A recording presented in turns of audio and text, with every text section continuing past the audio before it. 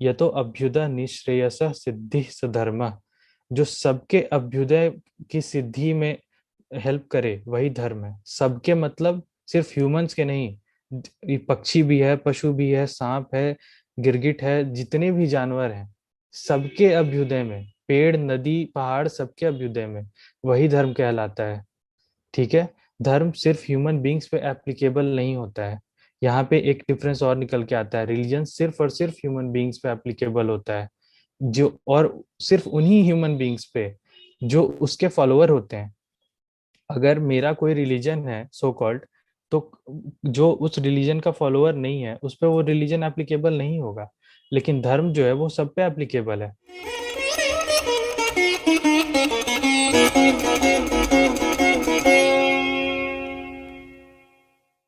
नमस्ते। संगम टॉक्स की तरफ से मैं रुचि श्रीमाली आप सबका आज की वार्ता में स्वागत करती हूँ। आज के हमारे वक्ता हैं कपिध्वज जी। आप पेशे से अभियंता हैं, भारतीय ज्ञान एवं आध्यात्म परंपरा के शिष्य हैं। आपने पिछले कुछ वर्षों में वैदिक दर्शन शास्त्र एवं वेदांत में स्व अध्ययन किया है। भारतीय संस्कृति एवं भारत के इतिहास के माध्यम से भारत को समझने का प्रयत्न कर रहे हैं।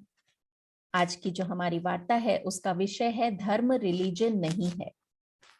धर्म और रिलीजन, इन दोनों का तुलनात्मक अध्ययन आवश्यक है। धर्म को रिलीजन समझना एक भूल है।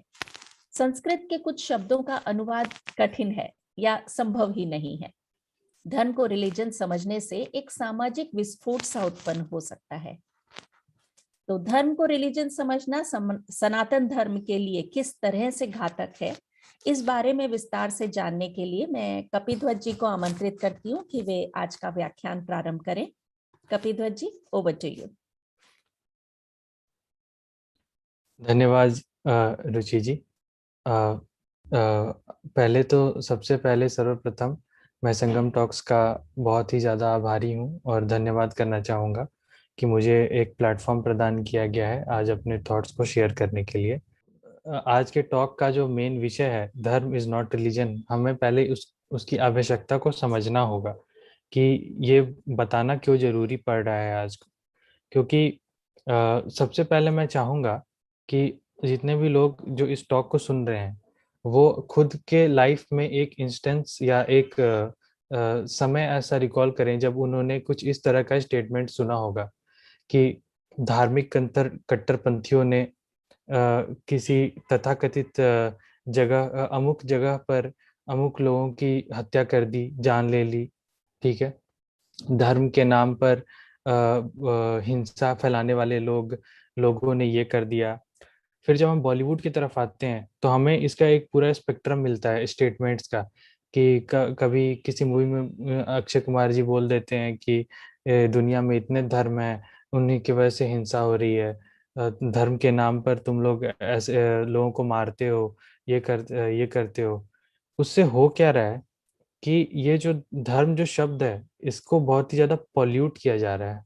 और इसीलिए इसी के रीजन से आज मैंने ये सोचा कि ये जो शब्द है, इस शब्द का अर्थ और इस शब्द को रिलीजन से सेपरेट करना बहुत ही जरूरी है। क्योंकि विदेश के लोग देखें तो कोई प्रॉब्लम नहीं है, लेकिन भारत के लोग जब खुद अपनी सभ्यता के ही शब्द को गलत समझेंगे तो ये हमारे भविष्य के लिए सही नहीं होगा। तो इसीलिए चलिए प्रारंभ करते हैं। सबसे पहले मैं रिलीजन शब्द का डेफिनेशन बताना चाहूंगा। रिलीजन जो शब्द है वो एक ग्रीक ओरिजिन का है, ग्रीक या रोमन ओरिजिन का है। और उसका जो सबसे प्रथम ऑकरेंस होता है वो प्री क्रिश्चियन टाइम्स में होता है, रोमन एम्पायर में, जिस रूट वर्ड को हम लोग कहते हैं रेलिगारे। ठीक है। जिसका अर्थ होता है गो ओवर या चूज। इसका मतलब होता है एक एक सब्जेक्ट पे बार बार पढ़ो, बार बार उसको रीड करो, बार बार समझो। ठीक है। अब उस केस में इसका अर्थ क्या निकल कर के आ रहा है कि वो ये इंट्रोस्पेक्शन की बात कर रहे हैं कि बार बार सोचो, बार बार पढ़ो, बार बार अपने अंदर झांको। ठीक है। पोस्ट क्रिश्चियन एरा में ये शब्द चेंज होकर के रेलिगारे बन जाता है, जिसका अर्थ होता है टू कनेक्ट, तो किससे कनेक्ट करना है? गॉड से कनेक्ट करना है। तो ये है रिलीजन शब्द का मीनिंग। अब यहाँ से हम आते हैं नेक्स्ट वर्ड, हमारा जो सनातन कल्चर का जो वर्ड है धर्म। धर्म का मूल धातु होता है ध्री, जिसका अर्थ होता है धारण करना या प्रिजर्व करना। ठीक है, तो धर्म को इसीलिए हम लोग कहते हैं, ये डिफिनेशन निकल करके आता है, धार्यते इति धर्म। जो धारण करता है वह धर्म है। किसको धारण करता है? सबको धारण करता है, चाहे वो मनुष्य हो, पशु हो, पक्षी हो, नदी हो, सबको जो भी चीज किसी भी वस्तु को धारण करती है वह उसका धर्म हो जाता है। तो धर्म का डिफिनेशन क्या निकल करके आता है? कोई भी वस्तु है जिसके अस्तित्व और उपयोगिता, फिर से अस्तित्व और उपयोगिता ये जो शब्द है उस पे एम्फोसिस मैं डाल रहा हूँ, अस्तित्व और उपयोगिता में जो साधक बनता है वह धर्म है। जैसे अग्नि है, अग्नि का अस्तित्व और उपयोगिता दोनों उसकी दाहक क्षमता यानी कि बर्निंग कैपेसिटी और उसकी लाइट गिविंग कैपेसिटी है। तो जलना अग्नि का धर्म है। अगर अग्नि जलेगी नहीं, अगर कोई चीज जलती नहीं है या वो लाइट नहीं देती है तो वो अग्नि नहीं होती। ठीक है, और अगर अग्नि जलना बंद कर दे और लाइट देना बंद कर दे तो अग्नि का अस्तित्व खत्म हो जाएगा। ठीक है, इसका मतलब अस्तित्व के लिए ही धर्म है। जो अस्तित्व के अलावा कुछ और चीज से कंसर्न करे वो धर्म नहीं होता। ठीक है, यहाँ से अब आगे चलते हैं तो हमें एक चीज समझ में आती है कि रिलीजन जो वर्ड था, वो जो वर्ड था टू कनेक्ट या टू इंट्रोस्पेक्ट, बार बार सोचना, बार बार समझो या कनेक्ट करो, वो ह्यूमन पे ही एप्लीकेबल है। कोई किसी पेड़ पे आप नहीं कह सकते कि बार बार सोचो या इंट्रोस्पेक्ट करो। जानवर को नहीं कह सकते क्या कहते हैं कि बार बार सोचो या पढ़ो। ठीक है, लेकिन इससे होता क्या है? ये तो ह्यूमन पे एप्लीकेबल है, ये बढ़िया बात है। इंट्रोस्पेक्शन भी अच्छी बात है, सबको करना चाहिए। टू कनेक्ट टू गॉड भी अच्छी बात है, सबको करना चाहिए। लेकिन रिलीजन के जो इस कॉन्सेप्ट से जो सोसाइटी क्रिएट होती है वो ह्यूमन सेंट्रिक सोसाइटी क्रिएट होती है। उस सोसाइटी के सेंटर पे ह्यूमन बींग्स होते हैं और पूरे जो समाज होता है, पूरा जो प्रकृति होती है, ब्रह्मांड, वो ह्यूमन के उपभोग की वस्तु के रूप में देखा जाता है कि ये ह्यूमंस इसको उसका उपभोग किस प्रकार से करें। पेड़ का उपभोग किस प्रकार से करें, नदी का उपभोग किस प्रकार से करें, जानवर का उपभोग किस प्रकार से करें। ठीक है, और ह्यूमन उसके सेंटर में होता है।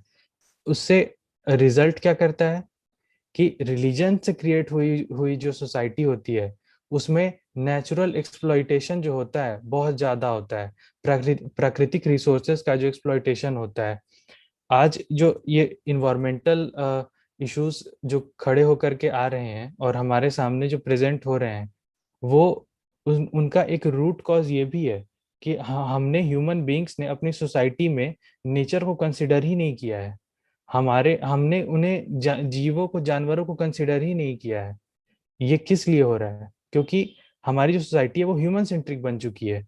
ठीक है, वो रिलीजन के कारण हो रहा है। उससे फॉर एग्जाम्पल रोज 20 करोड़ जानवरों को जान से मार दिया जाता है। ठीक है, सिर्फ लोगों के टेस्ट बर्ड्स को सेटिस्फाई करने के लिए। ठीक है, ये रिलीजन का कॉन्सेप्ट है। अब आइए धर्म के कॉन्सेप्ट में। धर्म का जो डिफिनेशन आता है, यह तो अभ्युदय निश्रेयस सिद्धि धर्म, जो सबके अभ्युदय की सिद्धि में हेल्प करे वही धर्म है। सबके मतलब सिर्फ ह्यूमंस के नहीं, पक्षी भी है, पशु भी है, सांप है, गिरगिट है, जितने भी जानवर हैं, सबके अभ्युदय में, पेड़, नदी, पहाड़, सबके अभ्युदय में वही धर्म कहलाता है। ठीक है, धर्म सिर्फ ह्यूमन बींग्स पे एप्लीकेबल नहीं होता है।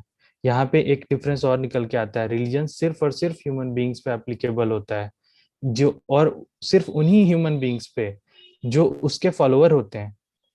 अगर मेरा कोई रिलीजन है सो कॉल्ड, तो जो उस रिलीजन का फॉलोअर नहीं है उस पर वो रिलीजन एप्लीकेबल नहीं होगा। लेकिन धर्म जो है वो सब पे एप्लीकेबल है। शेर पे भी एप्लीकेबल है धर्म। शेर अपने शौक के लिए हिरण का शिकार नहीं करता, वो अपने अस्तित्व की रक्षा के लिए हिरण का शिकार करता है, क्योंकि अगर वो नहीं करेगा तो उसके बच्चे भूखे मर जाएंगे, उसका वंश, उसकी जो प्रजाति है वो खत्म हो जाएगी। उसी प्रकार से क्या कहते हैं, सांप सांप भी जो अगर किसी को काटता है तो वो अपने अस्तित्व की रक्षा के लिए काटता है, क्योंकि अगर वो नहीं काटेगा तो उसे मार दिया जाएगा, या उसे लगता है कि उसे मार दिया जाएगा। इसीलिए तो धर्म जो है वो सिर्फ ह्यूमन बीइंग्स पे एप्लीकेबल नहीं है, और एनिमल्स पे भी एप्लीकेबल है, इवन नॉन लिविंग थिंग्स पे भी एप्लीकेबल है। कि अग्नि का भी धर्म है, वायु का भी धर्म है, पृथ्वी का भी धर्म है, सबका अपना एक धर्म है। क्या रिलीजन ये कह सकता है कि क्या रिलीजन के कॉन्सेप्ट में इतनी क्षमता है कि वो कह सके कि वो एनिमल्स पे एप्लीकेबल है, या फिर वो नॉन लिविंग थिंग्स पे एप्लीकेबल है? नहीं, रिलीजन के कॉन्सेप्ट में इतनी इतनी शक्ति नहीं है। अभी उनकी फिलॉसफी इतनी डेवलप नहीं हुई है। उसके बाद रिलीजन, एक व्यक्ति का सिर्फ और सिर्फ एक रिलीजन हो सकता है। वो रिलीजन चेंज कर सकता है, लेकिन वो नया रिलीजन उसका रिलीजन होगा, वो एक साथ दो रिलीजन नहीं रख सकता। ठीक है, लेकिन एक व्यक्ति का एक से ज्यादा धर्म हो सकता है। ये धर्म धर्म का एक अर्थ निकल करके आता है कर्तव्य सूचक और प्रकृति सूचक।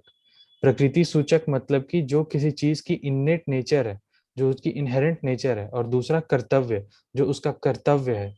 तो जैसे आप अगर एक व्यक्ति हो तो आपका एक एज अ बेटा भी एक धर्म है, एक स्टूडेंट के तौर पे भी एक धर्म है, एक फैमिली मेंबर में एक पिता के तौर पे भी एक धर्म है, एक पति के तौर पे एक धर्म है, एक राष्ट्र के एक सिटीजन के तौर पे भी एक धर्म है। एक साथ एक व्यक्ति बहुत सारे धर्म को साथ लेकर के चल सकता है, लेकिन एक व्यक्ति एक साथ बहुत सारे रिलीजन्स को लेकर के नहीं चल सकता है।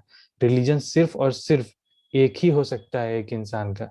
और और इसीलिए धर्म धर्म जो है वो लोगों के डेली लाइफ में मैटर करता है, जबकि रिलीजन सिर्फ कुछ क्षणों के लिए, जब आप प्रार्थना कर रहे होते हो उसी समय सिर्फ मैटर करता है, या फिर इलेक्शन के टाइम पे।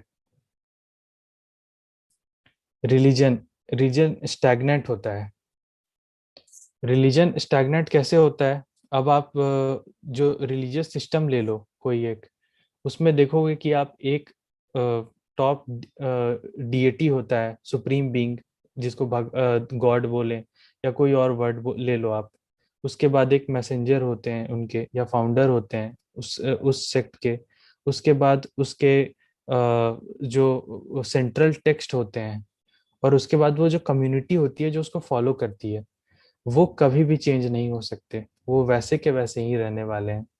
धर्म, ठीक है, चेंज हो सकता है, और सबसे धर्म का जो कोर नेचर है वो यही है कि धर्म देश काल और परिस्थिति के साथ चेंज होता है। क्योंकि अस्तित्व जो है वो देश काल और परिस्थिति के हिसाब से उसको मेंटेन करने के लिए अलग अलग चीज की जरूरत पड़ती है। इसका रियल लाइफ में एग्जांपल आप देख लो कि जो सेम बौद्ध मंक जो हैं, जो तिब्बत में रहते हैं, उनकी जीवन शैली, जो बौद्ध मंक जो बोध गया में रहते हैं, उनकी जीवन शैली अलग है। क्यों? क्योंकि देश काल और परिस्थिति अलग है। अगर सेम देश और सेम काल भी है, लेकिन परिस्थिति बदल जाती है तो धर्म बदल जाता है। ठीक है, अगर देश अलग है, काल और परिस्थिति सेम है, तो धर्म बदल जाता है। दूसरा और इन इस केस में रिलीजन का क्या होता है? रिलीजन मान लीजिए कि आज से किसी कुछ हजार वर्ष पहले बना, और वो किसी दुनिया के एक कोने में बना। अब रिलीजन का ये थ्योरी है कि पूरी दुनिया में इसको इम्प्लीमेंट कर दो, चाहे देश अलग, देश बदले, काल बदले, या परिस्थिति बदले। ये जो उस 2000 साल पहले, 5000 साल पहले बना हुआ जो नियम है, उस एक नियम को उठाओ, उस जगह के लिए में जो नियम बना था, उसको नियम को न देश देखो, न काल देखो, न परिस्थिति देखो, पूरे धरती पर थोप दो लेकर के।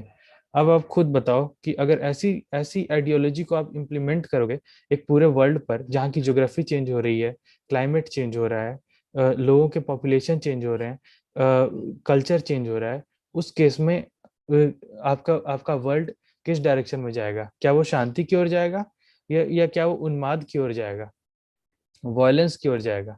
ये आप खुद ही बता सकते हो। ठीक है, धर्म का एक गॉड, फिर आता है कि धर्म क्या, रिलीजन जो है, रिलीजन का जो हमने डिस्कस किया कि पहले रिलीजन में एक गॉड होता है। ठीक है, जो सेंट्रल कैरेक्टर होता है, और जो मैसेंजर और फाउंडर्स होते हैं। धर्म जो होता है, धर्म में तो सबसे पहले आपके पास फ्रीडम है कि आप मानो या ना मानो। अगर आप मानते हो, अगर आप मानते हो तो किस रूप में मानते हो। ठीक है, जैसे अब जितने लोग होंगे यहाँ पे इस कॉल में, वो सभी के सभी जो भी मानने वाले हैं, वो उन सब के अलग अलग क्या कहते हैं डीएटीज होंगे, जो उनको अच्छे लगते होंगे। क्या रिलीजन ये कह सकता है कि एक रिलीजन के छत्र के अंदर जितने अलग अलग लोग हैं उनको इतनी फ्रीडम मिल सके? कभी नहीं, वो कभी नहीं हो सकता। वो क्या कहते हैं, वो उनको ब्लास्फेमी या फिर कोई और शब्द दे करके एक्सकम्युनिकेट कर दिया जाएगा, बाहर निकाल दिया जाएगा। धर्म के केस में यहाँ पे आपके पास तो सबसे पहले ऑप्शन है कि मानो या ना मानो। मानो भी तो किस रूप में मानो? बौद्ध तो मानते हैं कि जो सुप्रीम जो रियलिटी है वो शून्य है, वहां कुछ है ही नहीं, गॉड है ही नहीं। तो बौद्ध जो धर्म है वो तो बिना गॉड का धर्म है। क्या कोई रिलीजन खड़ा होकर क्या कह सकता है कि this is a religion without God? Religion के पूरे बेसिस पे गॉड होता है, धर्म के बेसिस पे गॉड नहीं होता है। धर्म के बेसिस पे ये यूनिवर्स रहता है, इस यूनिवर्स की अंडरस्टैंडिंग होती है। क्या कोई ये कह सकता है, क्या कोई रिलीजन है इस वर्ल्ड में जो कह दे कि my religion is without God? नहीं, कोई ऐसा रिलीजन नहीं है।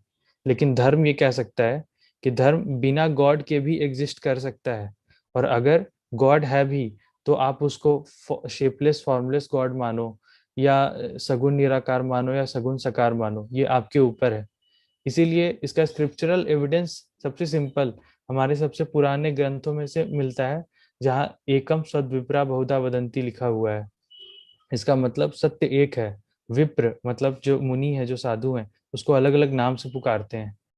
ठीक है, तो यहाँ हर एक इंडिविजुअल को छूट है कि वो अपने हिसाब से, अपने अपने शर्तों पर, अपने मूल्यों पर जीवन को आगे बढ़ा सके और फिर भी सत्य को पा सके। रिलीजन में ऐसा नहीं है। रिलीजन में मूल्य दे दिए गए हैं, सत्य बता दिया गया है, और तरीका भी बता दिया गया है। उससे आप दाएं बाएं कहीं नहीं जा सकते हो।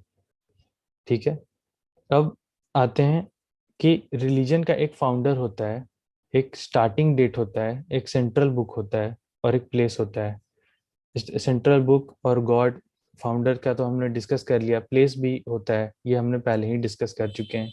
ठीक है, अलग अलग रिलीजन का अलग अलग है।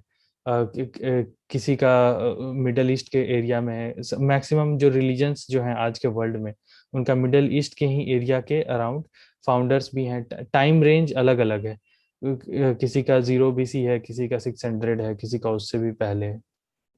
धर्म का जो है कोई फाउंडर नहीं है, और ना ही कोई फाउंडिंग इवेंट है। कोई नहीं कह सकता कि इस दिन धर्म धर्म को बनाया गया। कोई ना ही कोई स्क्रिप्चरल एविडेंस मौजूद है, ना ही कोई आज तक किसी ने आज तक क्लेम किया गया है। ठीक है, तो इस पे एक सवाल आकर के आता है कि ठीक है, लेकिन बुद्ध भगवान ने तो आकर के बौद्ध धर्म बनाया था, और क्या कहते हैं गुरु गोविंद सिंह ने तो सिख धर्म की स्थापना की थी। तो फिर धर्म का फाउंडर कैसे नहीं है? बुद्ध धर्म ने बौद्ध धर्म बनाया नहीं था। बुद्ध धर्म ने धर्म का उपदेश दिया था। न्यूटन ने ग्रेविटी को प्रोड्यूस नहीं किया था। न्यूटन ने ग्रेविटी को क्रिएट नहीं किया था। न्यूटन ने ग्रेविटी की थ्योरी दी थी। उसी प्रकार से बौद्ध भगवान जो है, बुद्ध भगवान ने धर्म का उपदेश दिया था, धर्म को क्रिएट नहीं किया था। ठीक है, इससे ये बात हमें समझना होगा कि धर्म एक एग्जिस्टिंग रियलिटी है। धर्म को फर्क नहीं पड़ता कि आप उसमें मानो या न मानो। जैसे ग्रेविटी को फर्क नहीं पड़ता कि आप उसमें मानो या न मानो। आप बिल्डिंग के 10वें माले से आगे बढ़ोगे तो ग्रेविटी अपना काम कर देगी। ठीक है, उसको फर्क नहीं पड़ता। उसी प्रकार से धर्म को फर्क नहीं पड़ता। अगर आपको अपना अस्तित्व बचाना है तो आप धर्म के रास्ते पर चलो। धर्म धर्म कोई आपके एक्सेप्टेंस को नहीं खोज रहा कि प्लीज मुझ में मान लो। ठीक है, धर्म का उपदेश दिया था बुद्ध भगवान ने। धर्म की रक्षा के लिए गुरु गोविंद सिंह ने खालसा पंथ की स्थापना की थी। ठीक है, गुरु गोविंद सिंह ने धर्म को क्रिएट नहीं किया था। ठीक है, इसीलिए धर्म का कभी कोई क्रिएटर नहीं रहा है, कभी कोई भी धर्म का एंडिंग फेज नहीं आया है। ठीक है, भगवत गीता में एक श्लोक आता है कि जो भी जिसका भी जन्म हुआ है उसका मरना तय है।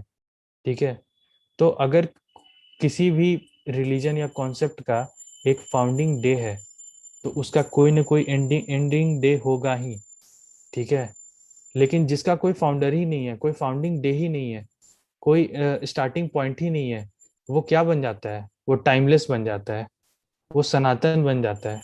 और जब हम कहते हैं कि सनातन धर्म, तो हम सनातन धर्म कोई नाउन नहीं कहते हैं कि ये सनातन एक नाउन नहीं है, ये एक एट्रीब्यूट है, ये एक क्वालिटी है कि धर्म सनातन ही हो सकता है, धर्म टाइम बाउंड नहीं हो सकता।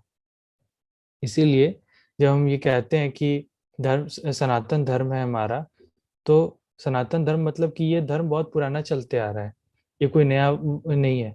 और बुद्ध भगवान ने भी जो जो उपदेश दिया था, उन्होंने अपने उपदेश में लिखा था कि हमें we have to go back to our roots.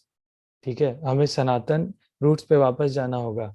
जो नए जो पंथ हैं, चाहे वो 500 साल पुराने ही क्यों न क्रिएटिव हो, चाहे वो खालसा पंथ हो या कोई भी पंथ हो, वो पंथ नए हैं, लेकिन वो जिस धर्म को का पालन कर रहे हैं वो धर्म उतना ही पुराना है, वो धर्म टाइमलेस ही है। उन्होंने किसी नए धर्म की स्थापना नहीं की, वो किसी नए धर्म को क्रिएट नहीं किया है, उस धर्म को पालन करने के लिए ही एक नया पंथ बनाया है। ठीक है, सो एक और डिफरेंस आता है यहाँ से कि जब भी आप एक कोडिफाइड रिलीजन बनाते हो, ठीक है, जिसमें आप सामने वाले को बता देते हो कि ये करना है, ये नहीं करना है, ये सही है, ये नहीं सही है, ये ये गुड है, ये इविल है। ठीक है, उस केस में क्या होता है, जो भी कम्युनिटी उस कॉन्सेप्ट को फॉलो कर रही है, वो पूरे वर्ल्ड को दो पार्ट्स में बांट देती है। ठीक है, कि हम जो हैं वो एक हैं, हम जो हैं वो अच्छे लोग हैं, जो इस कम्युनिटी को, जो इस कंसेप्ट को फॉलो करते हैं, और जो भी इस कंसेप्ट को फॉलो नहीं करता वो सभी बदमाश हैं, वो सभी इविल हैं, वो सभी दुष्ट हैं। ठीक है, ये रिलीजन के केस में बहुत ही कॉमन सिनेरियो होता है कि वो जब भी वो केस आता है कि आपका जो थ्योरी है वो सही है, बाकी हमारे अलावा जो भी थ्योरीज हैं वो सभी की सभी थ्योरीज गलत हैं। अंत में क्या हो रहा है, उससे समाज में सिर्फ और सिर्फ डिविजन्स क्रिएट होते हैं, क्योंकि छोटे छोटे पॉकेट्स बन जाते हैं लोगों के, जो हर हर हर इंसान कहता है कि हम सही हैं, तुम सब गलत हो, दूसरा कहता है हम सही हैं, तुम सब गलत हो। और इसके कारण ये सभी आपस में लड़ना शुरू हो जाते हैं। और हिस्टोरिकल एविडेंस भी है हमारे पास कि कितना मैसेकर हुआ, चाहे वो वर्ल्ड वॉर 2 के बीच में ज्यूज का मैसेकर हुआ, या मिडीवियल एजेस में जो पूरे वर्ल्ड में नेटिव अमेरिकन्स का जो मैसेकर हुआ, या साउथ अमेरिकन्स में जो अमेजोनियंस का जो मैसेकर हुआ, और ग्रीक्स का जो ग्रीक सिविलाइजेशन को खत्म किया गया, रोमन सिविलाइजेशन को खत्म किया गया, ये किस लिए किया गया?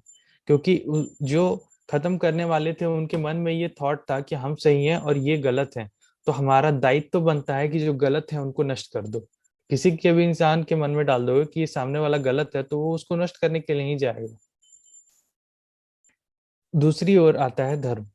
तो धर्म तो पहले हम लोग डिस्कस कर चुके हैं कि धर्म का ये बेसिक रूट प्रिंसिपल है कि धर्म एकम सद विप्रा बहुधा वदंती में बिलीव करता है कि सत्य एक है, उस तक पहुंचने के कई रास्ते हैं।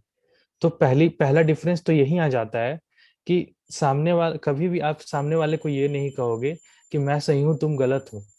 तो आप सामने वालों को यही कहोगे कि सत्य तो एक ही है, मेरा अपना रास्ता है उस तक पहुंचने का, तुम्हारा अपना रास्ता है, चलो एक दूसरे की सहायता करते हैं। उससे सोसाइटी कैसे क्रिएट होगी? उससे जो सोसाइटी क्रिएट होगी वो एक दूसरे को हेल्प करने वाली होगी, वो एक दूसरे को इवॉल्व करने वाली होगी।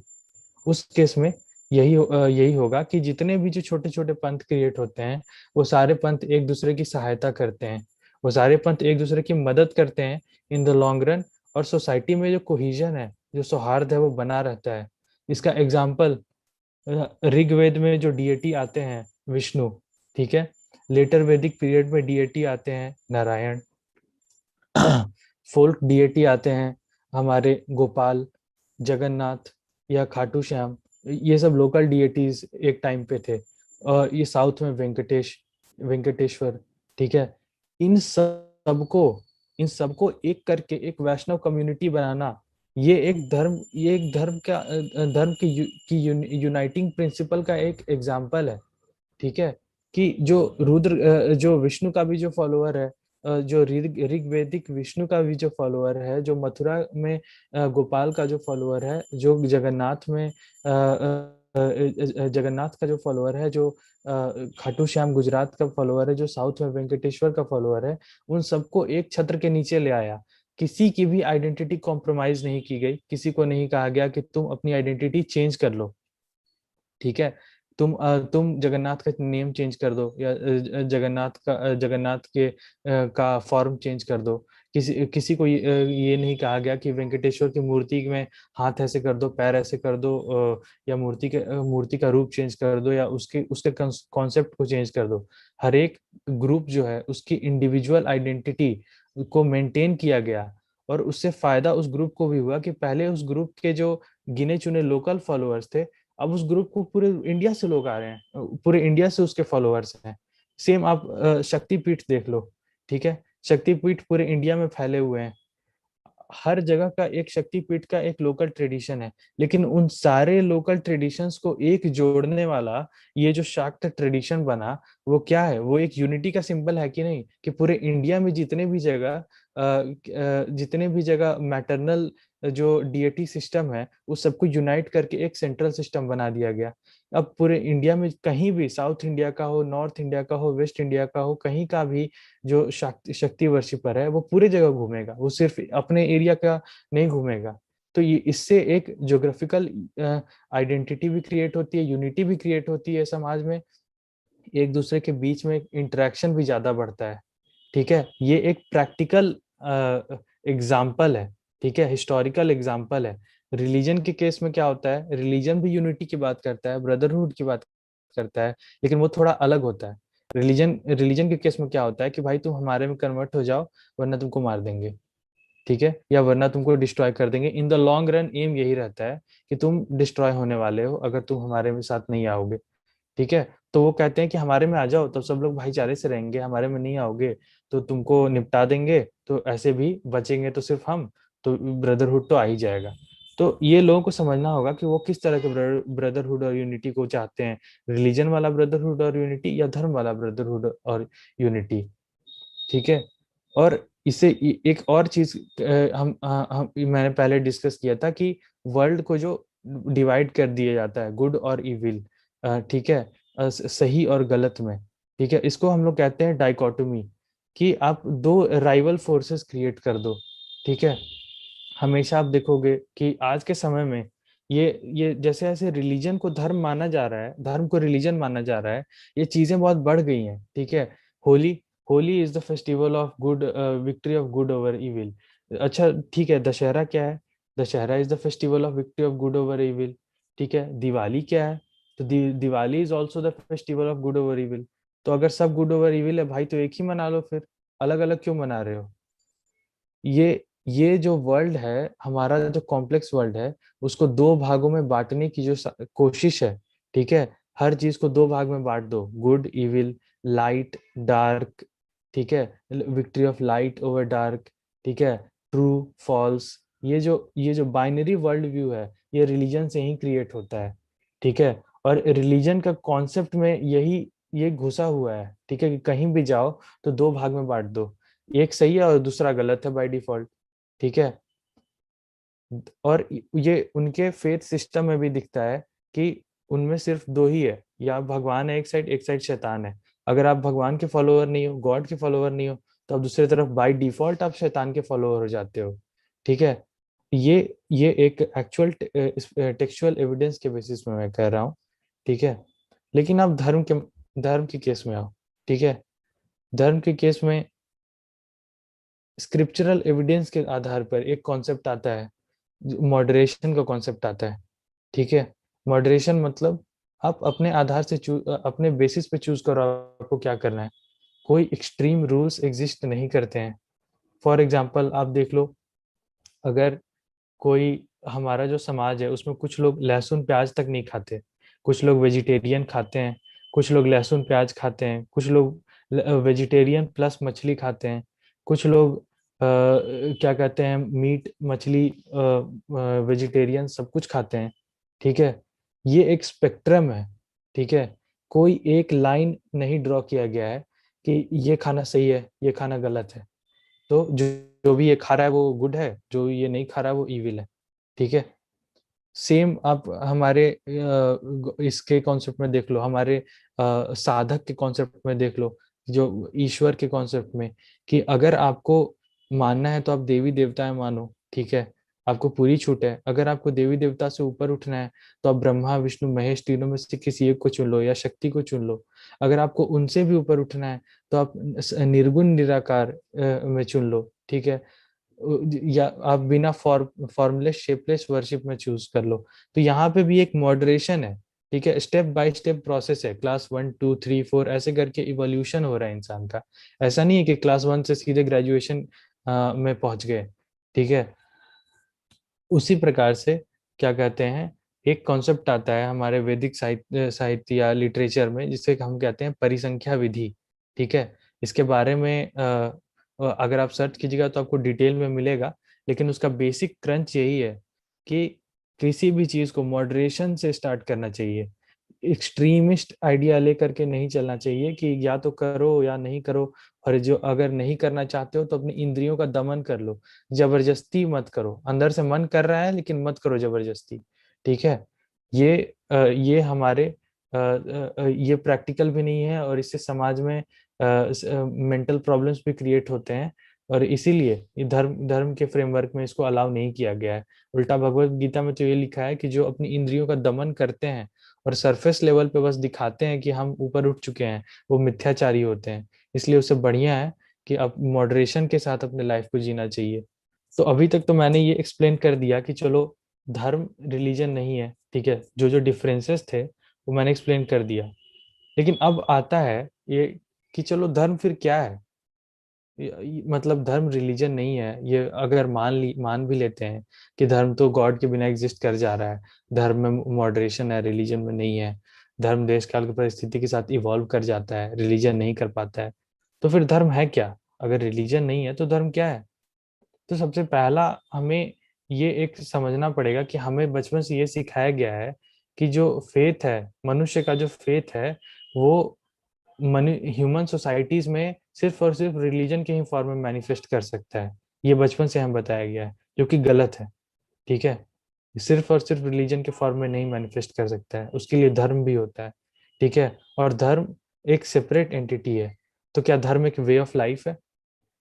जो आज हम लोग बहुत देखते हैं, वेस्टर्न इन्फ्लुएंस जब से बढ़ा है यूट्यूब पे या कहीं भी, कि Hinduism is a way of life, ठीक है।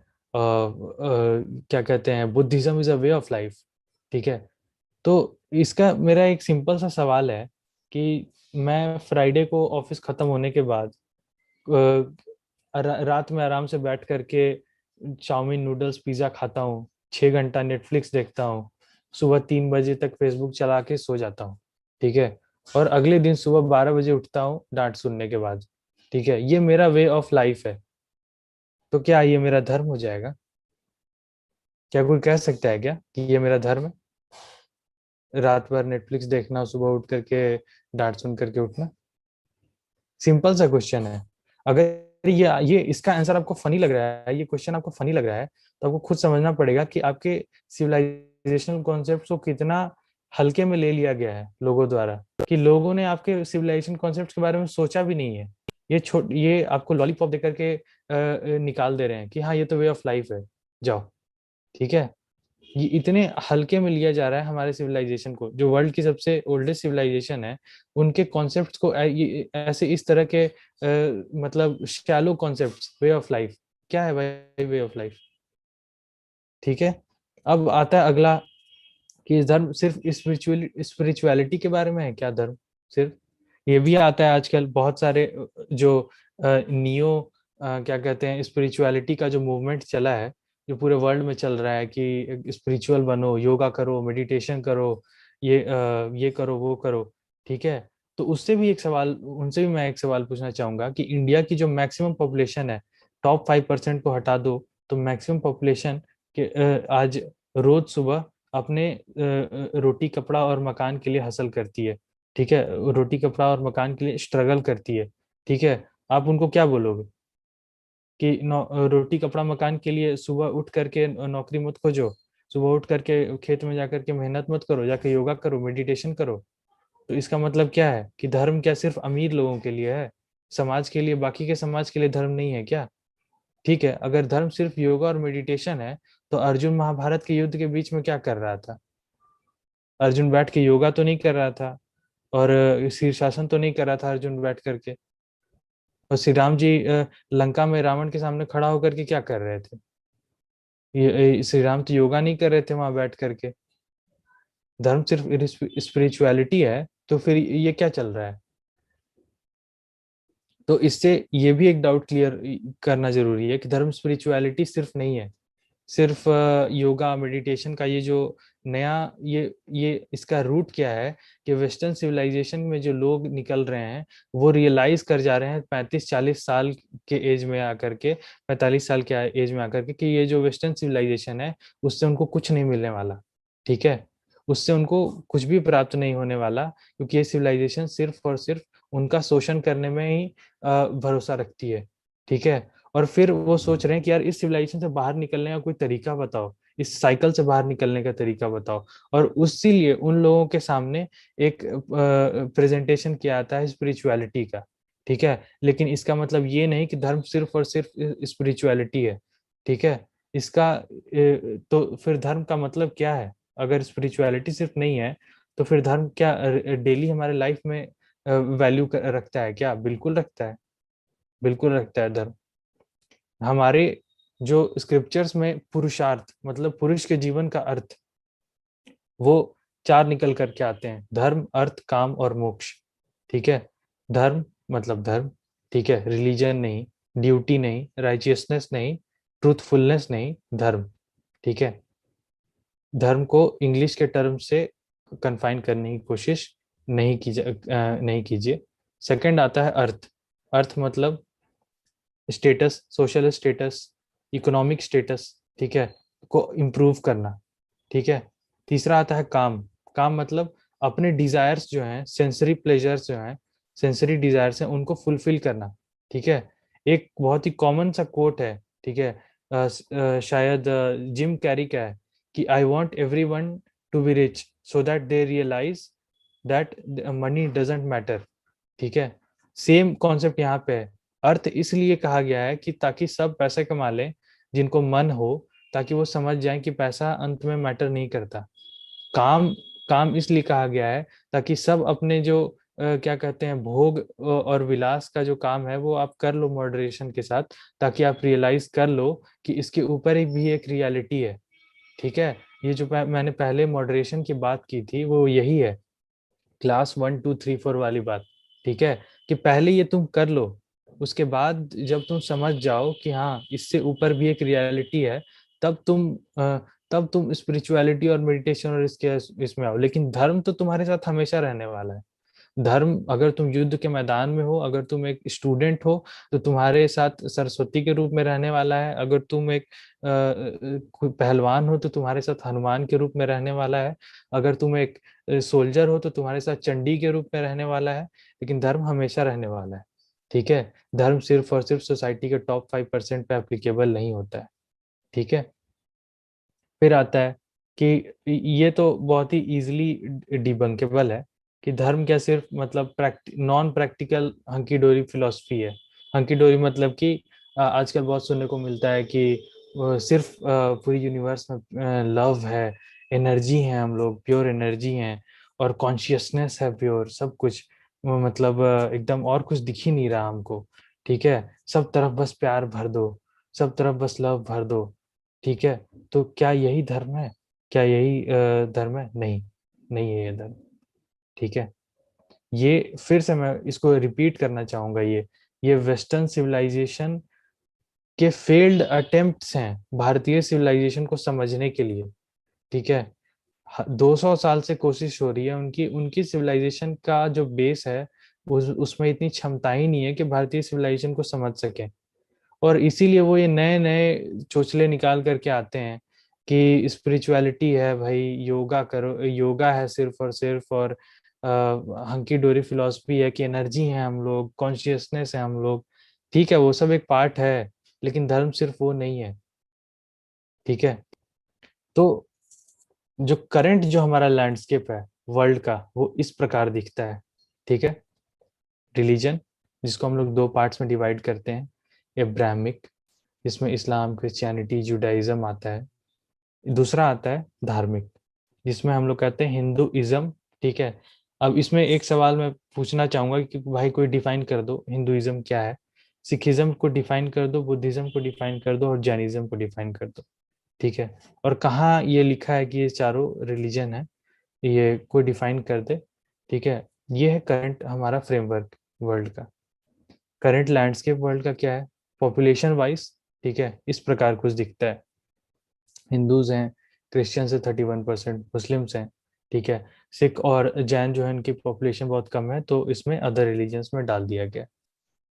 और अगर आप लैंडस्केप के तौर पे देखो, ठीक है, मतलब ज्योग्राफिकल इस पे देखो, तो आप देखोगे हिंदूज और बुद्धिस्ट ये सबसे ज्यादा एशिया पैसिफिक में एग्जिस्ट करते हैं। ठीक है, लेकिन उसके बाद आप एक और चीज यहाँ पे रोचक चीज देखोगे कि ये फोक रिलीजनिस्ट क्या है, ये अदर रिलीजन्स क्या है। ठीक है, ये एशिया पैसिफिक में ये क्या दिख रहा है। ठीक है, ये भी एशिया पैसिफिक में है, तो भाई हम भी तो एशिया पैसिफिक में ही रह रहे हैं, तो फिर हमको ये सब क्यों नहीं दिख रहा? मतलब हमको ये सब कौन सा फोक रिलीजन है और अदर रिलीजन है, ये क्यों नहीं हमको दिख रहा अपने आँख के सामने? ठीक है, अ, ये हमारे मन में कंफ्यूजन आता है कि ये फोक रिलीजन अगर एशिया पैसिफिक में है, मतलब कि इंडिया, चाइना, कंबोडिया, सुमात्रा, ये सब जो कंट्रीज हैं, और ये अदर रिलीजन्स अगर एशिया पैसिफिक में है, तो फिर हमको ये दिख क्यों नहीं रही, ये कहाँ है? ठीक है, ये भी एक डाउट क्रिएट होता है। ठीक है, अब ये है मेरा प्रपोज लैंडस्केप। ठीक है, ये है मेरा प्रपोज मॉडल जो एग्जिस्ट करना चाहिए। रिलीजन है, इसको सेपरेट करो, धर्म को सेपरेट करो।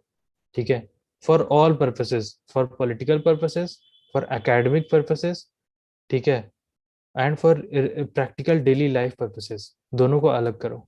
ठीक है, रिलीजन को भाई ये इन तीनों तक ही सीमित रखो, क्योंकि इन्हीं के सिविलाइजेशन से ये वर्ड निकला है, इन्हीं के सिविलाइजेशन के ये लोग जो इस वर्ड को यूज करते हैं, जो बिल्कुल करें, कोई बात नहीं, अच्छी बातें करनी चाहिए, उनका है। ठीक है, लेकिन हम पर ना थोपा जाए, हम अलग हैं, हमारा कॉन्सेप्ट अलग है। ठीक है, और धर्म का जो लैंडस्केप है उसमें पंथ होते हैं। ठीक है, ये सारे पंथ हैं, और मेनी मेनी मोर, ऐसे कितने सारे पंथ हैं। ठीक है, जगह, देश, काल और परिस्थिति के अनुसार कितने पंथ आपको मिलेंगे। ठीक है, बहुत सारे हैं, अनगिनत। ठीक है, ये है मेरा प्रपोज लैंडस्केप। इसमें एक आंसर, एक क्वेश्चन और आता है। ठीक है, कि अगर आप एक ग्रुप ले लो, ठीक है, 7 जानवरों का, एक गाय है, एक शेर है, एक भैंसा है, एक सांप है, एक गिरगिट है। ठीक है, अब देखोगे, आप पूछोगे कि यार कान किसके नहीं है, तो आप बोलोगे सांप और गिरगिट के नहीं है। फिर आप बोलोगे यार अंडा कौन देता है, तो गाय भैंस शेर तो देता नहीं है, सांप और गिरगिट देता है। ठीक है, फिर आप बोलोगे कि क्या कहते हैं, रेप्टिलियन कौन है, कोल्ड ब्लडेड कौन है, तो बोलोगे सांप और गिरगिट है। ठीक है, तो आप देखो कि यार जितने भी जो डाइवर्सिटी है, जितना भी जो डिफरेंस है, वो सांप और गिरगिट से ही निकल रहा है। ये जो अलग है, इन्हीं से निकल रहा है। तो इस केस में भी अगर आप पहले जाते हो, ठीक है, ये रिलीजन के इसमें, तो अगर आप देखोगे कि ये इस फ्रेमवर्क को भी अगर आप फॉलो करते हो, तो फिर आप देखते हो कि जितना भी जो एक्सेप्शंस आ रहे हैं, वो सारे इन्हीं चारों में से आ रहे हैं। रिलीजन विदाउट गॉड, तो भाई बुद्धिज्म, जैनिज्म। ठीक है, religion with with shape, with idol worship, तो हिंदुइज्म। ठीक है, मतलब जितने भी दुनिया भर के एक्सेप्शंस आ रहे हैं, वो सिर्फ इसी इसी से आ रहे हैं। तो हम जो साइंस जब हम पढ़ते हैं, तो हम क्या करते हैं, गाय, भैंस और शेर को अलग करते हैं मैमल कैटेगरी में, सांप और गिरगिट को अलग करते हैं रिप्टिलियन कैटेगरी में, करते हैं ना? उसी प्रकार जब सारे डिफरेंसेस अलग हैं, जब आप पे अलग लॉज एप्लीकेबल हो रहे हैं, ठीक है, आपके जो आपकी सारी डाइवर्सिटी है वो अलग है, जो आपके थ्योरी अलग है, तो अलग अलग पढ़ो ना, एकेडमिक पर्पज से भी इसको अलग करके पढ़ो, आसानी होगी। एकेडमिक्स जो होंगे पूरे वर्ल्ड के, उनको आसानी होगी इस कॉन्सेप्ट को समझने में। ठीक है। अगर आप उसको रिलीजन के सांचे में ढाल दोगे, ठीक है, तो कितने सारे जो डिटेल्स होते हैं, छोटे छोटे न्यूआंसेस होते हैं धर्म के, ठीक है, जो हजारों सालों से ये जो कॉन्सेप्ट इवॉल्व किए हैं, छोटे छोटे से डिटेल, वो सारे मिस हो जाते हैं। ठीक है, अगर आप उसको रिलीजन के सांचे में जबरदस्ती ढालने की कोशिश करते हो, ठीक है। तो एकेडमिक पर्पज से भी अगर आप इसको अलग करके पढ़ो तो ये अच्छा है आपके लिए, ठीक है। और रिलीजन को अलग करके पढ़ो। प्रैक्टिकल पर्पज से भी, पॉलिटिकल पर्पज से भी अच्छा है। पॉलिटिकल पर्पज से क्यों अच्छा है? क्योंकि ये पहली बार इतिहास में इंडियन सिविलाइजेशन, चाइनीज जो है, जापानीज जो है, कंबोडियंस हैं, इंडोनेशियंस हैं, श्रीलंकन्स हैं, उनको एक अपना आइडेंटिटी क्रिएट होगी, उनकी एक अपनी आइडेंटिटी क्रिएट होगी, ठीक है। अभी तक हम साउथ एशियन ऑर्गेनाइजेशंस के नाम से बोल पाते हैं, लेकिन फिर हम डंके की चोट पे कह सकेंगे कि नहीं, हम सिविलाइजेशनली डिफरेंट हैं। यूरोपियन यूनियन सिर्फ और सिर्फ यूरोपियन कंट्रीज का ये नहीं है, उनका एक सिविलाइजेशन बॉन्ड है, सिविलाइजेशनल बॉन्ड है। वैसे नॉर्डिक कंट्रीज का नॉर्डिक काउंसिल एग्जिस्ट करता है, नॉर्वे, डेनमार्क, स्वीडन, इनका, ठीक है, जो वाइकिंग्स हुआ करते थे पहले, आज भले उनका रिलीजन चेंज हो गया, ठीक है। तो वैसे इंडिया का भी तो एक होना चाहिए ना, या Indian south Asia Pacific region में जो हमारा जो फेथ सिस्टम है, उसका एक अपना सिविलाइजेशनल आइडेंटिटी होनी चाहिए, उसकी अपनी पॉलिटिकल एक्सेप्टेंस होनी चाहिए, जो कि नहीं एग्जिस्ट करती है। ये है मेरा प्रपोज्ड लैंडस्केप, ठीक है। इसका सॉल्यूशन क्या है? इसका सॉल्यूशन है कि हम अपने धर्म के फ्रेमवर्क को समझें और उसको स्टेट लेवल पे इम्प्लीमेंट करें, ठीक है। कैसे? ये अब पहले धर्म का फ्रेमवर्क है क्या, ठीक है, ये समझते हैं। उसके लिए पहले देखते हैं रिलीजन का फ्रेमवर्क क्या है। तो ये तो हम 2-3 बार ही बोल चुके हैं, लेकिन फिर से एक बार बोल देते हैं कि पहले एक गॉड होता है, फिर एक फाउंडर या मैसेंजर होता है, एक बुक होता है, और एक कम्युनिटी होता है, ठीक है। That's it. इसके आस पास दाएं बाएं कुछ भी नहीं है, ठीक है। ये है आपका कंप्लीट आर्किटेक्चर, इससे ऊपर नीचे आपको नहीं जाना, ठीक है। अब आप आओ, क्या कहते हैं, धर्म के फ्रेमवर्क में, ठीक है। सबसे पहले अब आते हो ब्रह्म। ब्रह्म में मानते हो? नहीं मानते? ठीक है भाई, जाओ चरवाक बन जाओ, ठीक है। चरवाक पंथ में जा करके ये कर लो, मत मानो धर्म में, ठीक है। अगर आप शून्य मानते हो, बौद्ध हो आप, ठीक है, आप शून्य में मानते हो तो भी कोई दिक्कत नहीं है, मानो। अगर आप भगवान में मानते हो, ब्रह्म में मानते हो, तो भी आपके पास 3 ऑप्शंस हैं: सगुण साकार, सगुण निराकार, निर्गुण निराकार, ठीक है। अगर आप सगुण साकार और सगुण निराकार में मानते हो, तो फिर आप एक सेंट्रल डीएटी चुनो। कौन है? ब्रह्मा है, विष्णु है, महेश है, ठीक है, शिव शक्ति है, गणेश है, आपके लोकल इसके हिसाब से, ठीक है। निर्गुण निराकार में मानते हो, फिर एक और मॉडरेशन आता है बीच में, एक नया दूसरा लेवल आता है देवी और देवता का। ये सभी के सभी मानते हैं देवी देवता में, ठीक है। बौद्ध भी मानते हैं देवी देवता में। तो ये कंफ्यूजन फिर से क्रिएट होता है रिलीजन के कॉन्सेप्ट में, कि जब लोग कहते हैं अरे बुद्धिज्म में हिंदू डिएटीज कहाँ से आ गए, ठीक है। बुद्धिज्म में हिंदू डिएटीज को का फॉलो होता है। अच्छा, ये दसम ग्रंथ में हिंदू देवी देवताओं का वर्णन मिलता है, ठीक है। बौद्ध मंदिरों में हिंदू देवी देवताओं का ये मिलता है। भाई वो हिंदू देवी देवता नहीं है, वो सबके, वो पूरे धर्म के फ्रेमवर्क के देवी देवता हैं, ठीक है, और वो सब उसमें मानते हैं। इसमें डिफरेंस क्या होता है कि ब्रह्म जो है वो अल्टीमेट रियलिटी है, देवी देवता जो है वो इस वर्ल्ड में ऑपरेट करने वाले फोर्सेस हैं, जो आपको डेली लाइफ में मदद करते हैं। सरस्वती नॉलेज के लिए, हनुमान स्ट्रेंथ के लिए, चंडी वॉर में विक्ट्री के लिए, ठीक है, लक्ष्मी पैसे के लिए, ठीक है, ये अर्थ के लिए लक्ष्मी होती हैं, ठीक है। अलग अलग देवी देवता होते हैं, अलग अलग पर्पस से होते हैं, वो फोर्सेस ऑफ नेचर कह लो आप, स्टेट्स ऑफ कॉन्शियसनेस कह लो। देवी देवता पे अलग एक सेशन हो सकता है कंप्लीटली, ठीक है, लेकिन वो अभी का ये नहीं है। देवी देवता में सभी मानते हैं, बौद्ध भी मानते हैं, क्योंकि आपको ब्रह्म को पाना है तो पाओ, लेकिन अगर आपको वर्ल्ड में अगर आपको कोई ये इस भूलोक में अगर आपको कोई प्रॉब्लम है, और उसको सॉल्यूशन के लिए आपको देवी देवताओं के पास ही जाना होगा। अगर आपको पैसा कमाना है तो आपको लक्ष्मी की वर्शिप करनी पड़ेगी। अगर आपको युद्ध में विजय पानी है तो आपको चंडी को बलि देनी पड़ेगी। अगर आपको क्या कहते हैं, ज्ञान लेना है तो आपको सरस्वती का आशीर्वाद लेना पड़ेगा, ठीक है। तो देवी देवताओं में तो सब मानते हैं, सारे मानते हैं, सिख भी मानते हैं, वैष्णव भी मानते हैं, जैन भी मानते हैं, बौद्ध भी मानते हैं। ठीक है, टॉप में जो ब्रह्म का जो कॉन्सेप्ट है वो आपका अलग अलग हो सकता है। पूरा जो फ्रेमवर्क है वो कितना ज्यादा कॉम्प्लेक्स है, आपका इतिहास अलग से आता है, पुराण आता है, सब सारे पंथों का अपना इतिहास है, पुराण है, ग्रंथ है। ठीक है, उपनिषद है। ठीक है, ये सारा धर्म का जो रूट आता है वो वेदांत से आता है। ठीक है, वेदांत से सारे जो रूट्स हमारे निकल करके आते हैं, चाहे वो आत्मन हो, ब्राह्मण हो, ठीक है, कॉन्सेप्ट ऑफ रीबर्थ हो, ठीक है, या फिर जो प्रकृति में डिविनिटी खोजने का आइडिया है, या वो जीव जंतुओं में डिविनिटी खोजने का आइडिया है। ठीक है, ये सारे वेदांत से आते हैं। और जितने भी ये पंथ हैं, जितने भी ये छोटे छोटे पंथ हमने क्रिएट किए हैं, वो उस कॉन्सेप्ट को इम्प्लीमेंट करते हैं, वो कुछ नया नहीं करते हैं। ठीक है, कॉन्सेप्ट दिया गया है, जैसे आपको एक सॉफ्टवेयर दिया जाता है, आप उस अलग अलग लोग उस सॉफ्टवेयर का अलग अलग तरीके से यूज करते हैं। उसी प्रकार से वेदांत है, वो एक कॉन्सेप्ट है, अलग अलग पंथ उसका यूज कर रहे हैं उस कॉन्सेप्ट को अपने सत्य, परम सत्य को पाने के इसमें। ठीक है, इस फ्रेमवर्क को आप देखो कि आप इस फ्रेमवर्क को किस प्रकार से इसमें घुसा सकते हो, या इसको किस प्रकार से इसमें घुसा सकते हो। क्या कोई भी तुलना कर सकता है इन दोनों की? नहीं, कोई तुलना नहीं है। कहाँ से इसमें इंटर कराओगे आप इसको? वो एक बहुत ही सिंपलिस्टिक फ्रेमवर्क है, ये बहुत ही ज्यादा कॉम्प्लेक्स फ्रेमवर्क है। तो अगर आप इस पूरे डायग्राम को देखो तो ये भी डायग्राम एक बहुत ही डाइल्यूटेड डायग्राम है, जो मेरी लिमिटेड अंडरस्टैंडिंग से मैंने बनाया है।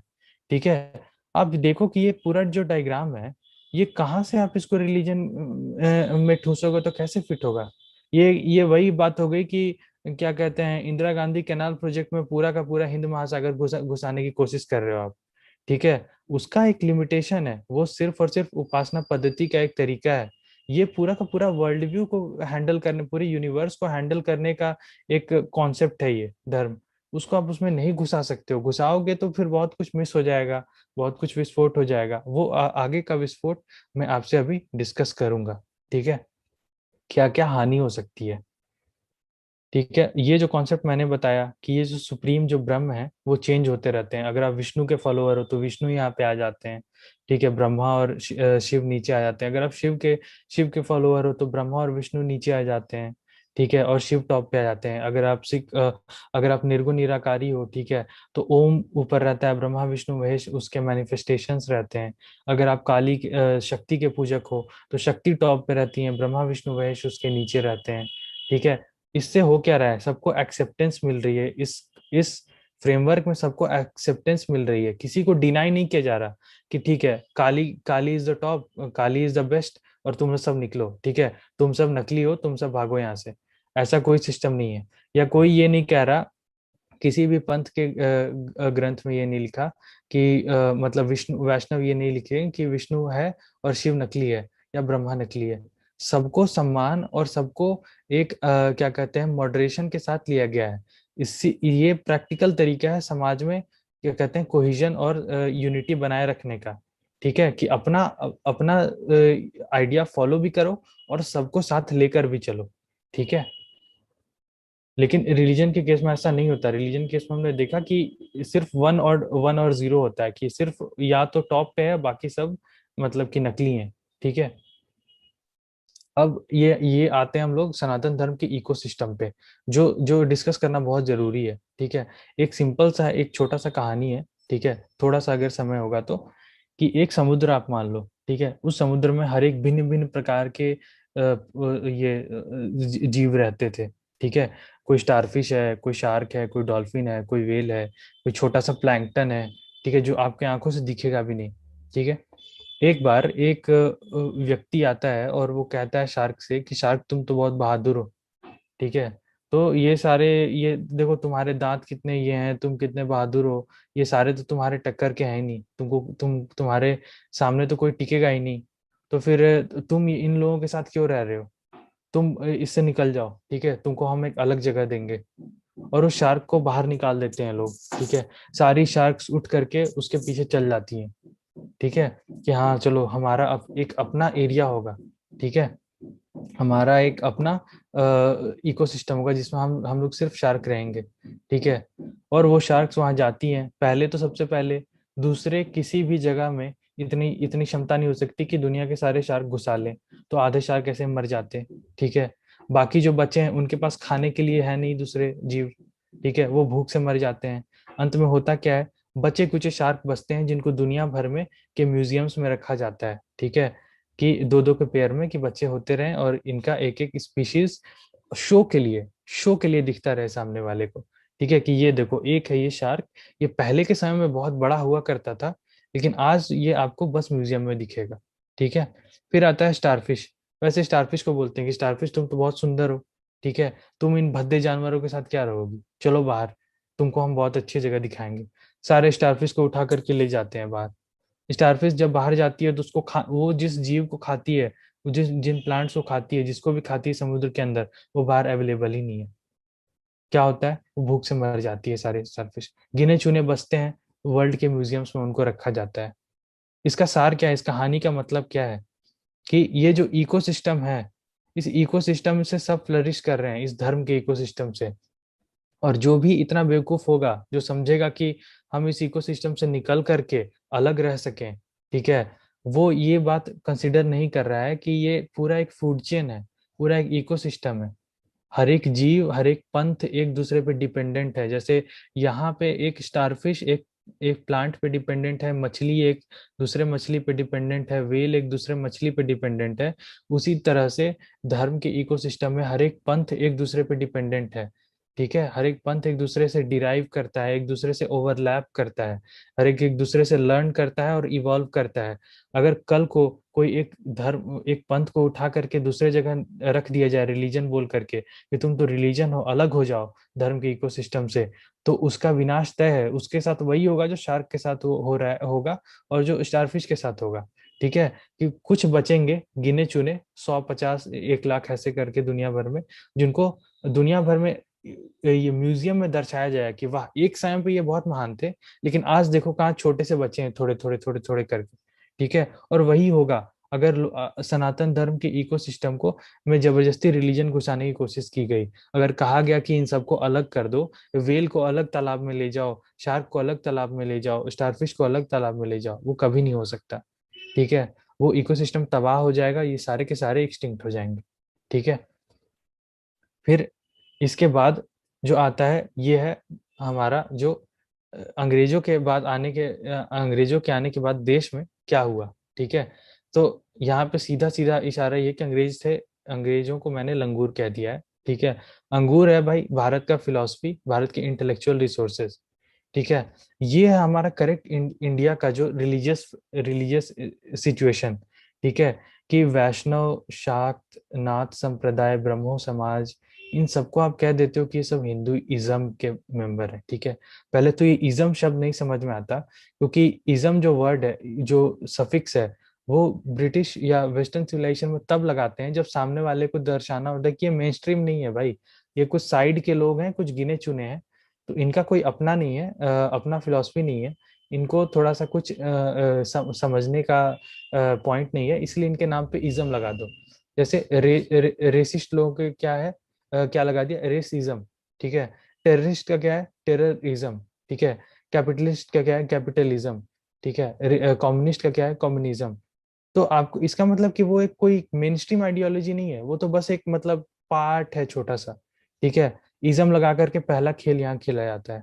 और फिर आज तक ये कोई भी नहीं समझा पाया, कोई भी जीनियस इंसान कैलकुलस, मैथमेटिक्स और साइंस टेक्नोलॉजी लगा के नहीं समझा पाया कि वैष्णव हिंदू है, शाक्त हिंदू है, शैव हिंदू है, आर्य समाजी हिंदू है, लिंगायत हिंदू है। ठीक है, अभी तक तो है, कुछ साल पहले कांग्रेस कोशिश किया था बाहर निकालने का। वैशेषिक हिंदू है, तो फिर बौद्ध हिंदू कैसे नहीं है? ऐसा कौन सा डिफरेंस है बौद्ध में जो बौद्ध हिंदू नहीं है? ठीक है, जैन हिंदू कैसे नहीं है? ठीक है, और सिख हिंदू कैसे नहीं है? ये धर्म की जो बात हो रही है, तो ये सब ये बॉक्सेस बनाए किस आधार पे गए हैं? मेरा सिंपल सा क्वेश्चन यही है, ये बॉक्सेस किस आधार पे बनाए गए हैं? ये जो वेस्टर्न इंटेलेक्चुअल्स जो हैं, फिलोसोफर्स हैं, और उसमें इंडिया के भी जो लोग हैं जिसको बेसिकली बस सच मान के आगे बढ़ जाते हैं, किस आधार पे बनाए गए हैं ये? कौन है जो जिसने इस दिन सैंक्शन किया तथा कथित डेट पे कि हाँ अमुक अमुक डेट पे आज से ये सिखिज्म हिंदुइज्म से अलग हो जाएगा, बौद्धिज्म हिंदुइज्म से अलग हो जाएगा, वैष्णव हिंदू हिंदू कहलाएगा, शैव हिंदू कहलाएगा, लेकिन सिख हिंदू नहीं कहलाएगा। ठीक है, 1816 तक तो सिख रिलीजन का कोई डिफिनेशन तक मौजूद नहीं था। जैन जैन का तो आज तक कोई नहीं कह रहा, जैन वाले कोई रिवॉल्यूशन मूवमेंट नहीं कर रहे कि हम हिंदू नहीं है। ठीक है, ये एक सवाल का जवाब किसी को नहीं पता। ठीक है, ये जो हाई 100% ब्रेन कैपेसिटी पे रीच करके ये जो कॉन्सेप्ट निकाला गया है, उसका आंसर किसी को नहीं पता। ठीक है, इस एक्सपेरिमेंट के साथ हो क्या रहा है? ठीक है, ये जो एक्सपेरिमेंट चल रहा है धर्म को रिलीजन बताने का, ठीक है, अब ये क्वेश्चन आता है कि हाँ मैंने बोल दिया धर्म रिलीजन है तो क्या हो गया? अगर कह दिया कि धर्म रिलीजन है तो उससे क्या होगा? ठीक है, पहला पहला उससे घाटा, स्टेट स्टेट मतलब कि राष्ट्र, कोई पॉलिटिकल एंटिटी, उससे एक्सप्लॉइटेशन होगा आपका। कैसे? ठीक है, रिलीजन के केस में मॉडर्न वर्ल्ड सिंपल सिंपल एक स्टेटमेंट आता है कि स्टेट और रिलीजन कभी भी साथ नहीं चल सकते। ठीक है, दोनों को सेपरेट कर दो। ठीक है, होता क्या है, और ये एक स्टेटमेंट बहुत बोला जाता है, don't mix religion with politics. ठीक है, आज तक किसी ने किया तो नहीं है ये, हर बार पॉलिटिक्स और रिलीजन मिक्स हुआ ही है। ठीक है, आज तक कोई भी ऐसा स्टेट नहीं है, कोई कंट्री नहीं है, कोई भी ऐसा पॉलिटिकल एंटिटी नहीं है जिसने ये करके दिखा दिया हो, don't mix religion with politics. ठीक है, लेकिन बोलते सब है। ठीक है, धर्म के केस में ओपनली बोला जाता है कि पॉलिटिक्स जो है वो क्षत्रिय का दायित्व है, उसको निभाना है। जब आप उसको ओपनली डिक्लेयर करते हो तो उस क्षत्रिय का एक अकाउंटेबिलिटी आती है उस पर। ठीक है, उस पर जिम्मेदारी आती है, स्टेट उस पर क्वेश्चन दाग सकती है कि तुमने अपनी जिम्मेदारी नहीं निभाई। ठीक है, धर्म रिलीजन के केस में नहीं, कोई दायित्व नहीं है।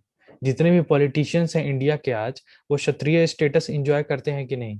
वो क्षत्रिय लाइफस्टाइल एंजॉय करते हैं कि नहीं? वो क्षत्रिय प्राइड एंजॉय करते हैं कि नहीं? जितने भी पॉलिटिशियंस हैं, चाहे वो लो लेवल के हों, हाई लेवल के हों, सेंट्रल हों, स्टेट हों, लेकिन क्या वो क्षत्रिय का दायित्व निभाते हैं? नहीं, एक भी नहीं। कोई भी क्षत्रिय का दायित्व नहीं निभाता, कोई भी राष्ट्र की रक्षा और धर्म की रक्षा के लिए आगे नहीं बढ़ता। क्यों? क्योंकि धर्म तो रिलीजन है, और हमें रिलीजन से क्या मतलब, हम तो सेक्युलर है। ठीक है, दूसरा, अगर पूरे इंडिया में आपको देखोगे बहुत से लोग खुश हो जाते हैं, यूनेस्को वर्ल्ड हेरिटेज साइट बन गया भाई, यूनेस्को वर्ल्ड हेरिटेज साइट बन गया। ये कोई खुश होने की बात है क्या? कि हेरिटेज साइट इजिप्ट में बनाओ ना, जहाँ इजिप्ट के सिविलाइजेशन के लोग खत्म हो चुके हैं। ग्रीस में बनाओ ना, जहाँ ग्रीस के लोग खत्म हो चुके हैं। ये नॉर्वे में बनाओ, डेनमार्क में बनाओ, स्वीडन में बनाओ। ठीक है, वहां बनाओ, साउथ अमेरिका में बनाओ, जहाँ उनके डिसेंडेंट्स जो है वो खत्म हो चुके हैं। आपकी सिविलाइजेशन जिंदा है, आपके पूर्वज के बनाए हुए स्ट्रक्चर्स आप उसको हेरिटेज बना के साइड में कर दे रहे हो। क्या स्टेट का कोई रिस्पॉन्सिबिलिटी नहीं है कि उन स्ट्रक्चर्स को वापस रिजरेक्ट किया जाए? सारे जो पुराने अजंता एलोरा केव से लेकर के जितने भी सारे स्ट्रक्चर्स हैं पुराने पुराने, उन सबको वापस रिजरेक्ट किया जाए, वापस वहां पे धार्मिक विधि के अनुसार कार्य की शुरुआत हो। नहीं, स्टेट उसमें हाथ नहीं डालेगी, क्योंकि वो रिलीजन के मैटर में आ जाता है, और स्टेट सेक्युलर है भाई, हमें क्या लेना देना। अजंता एलोरा केव्स को टूरिस्ट डेस्टिनेशन बना करके वहां से टैक्स रेवेन्यू और पैसा निकल सकता है।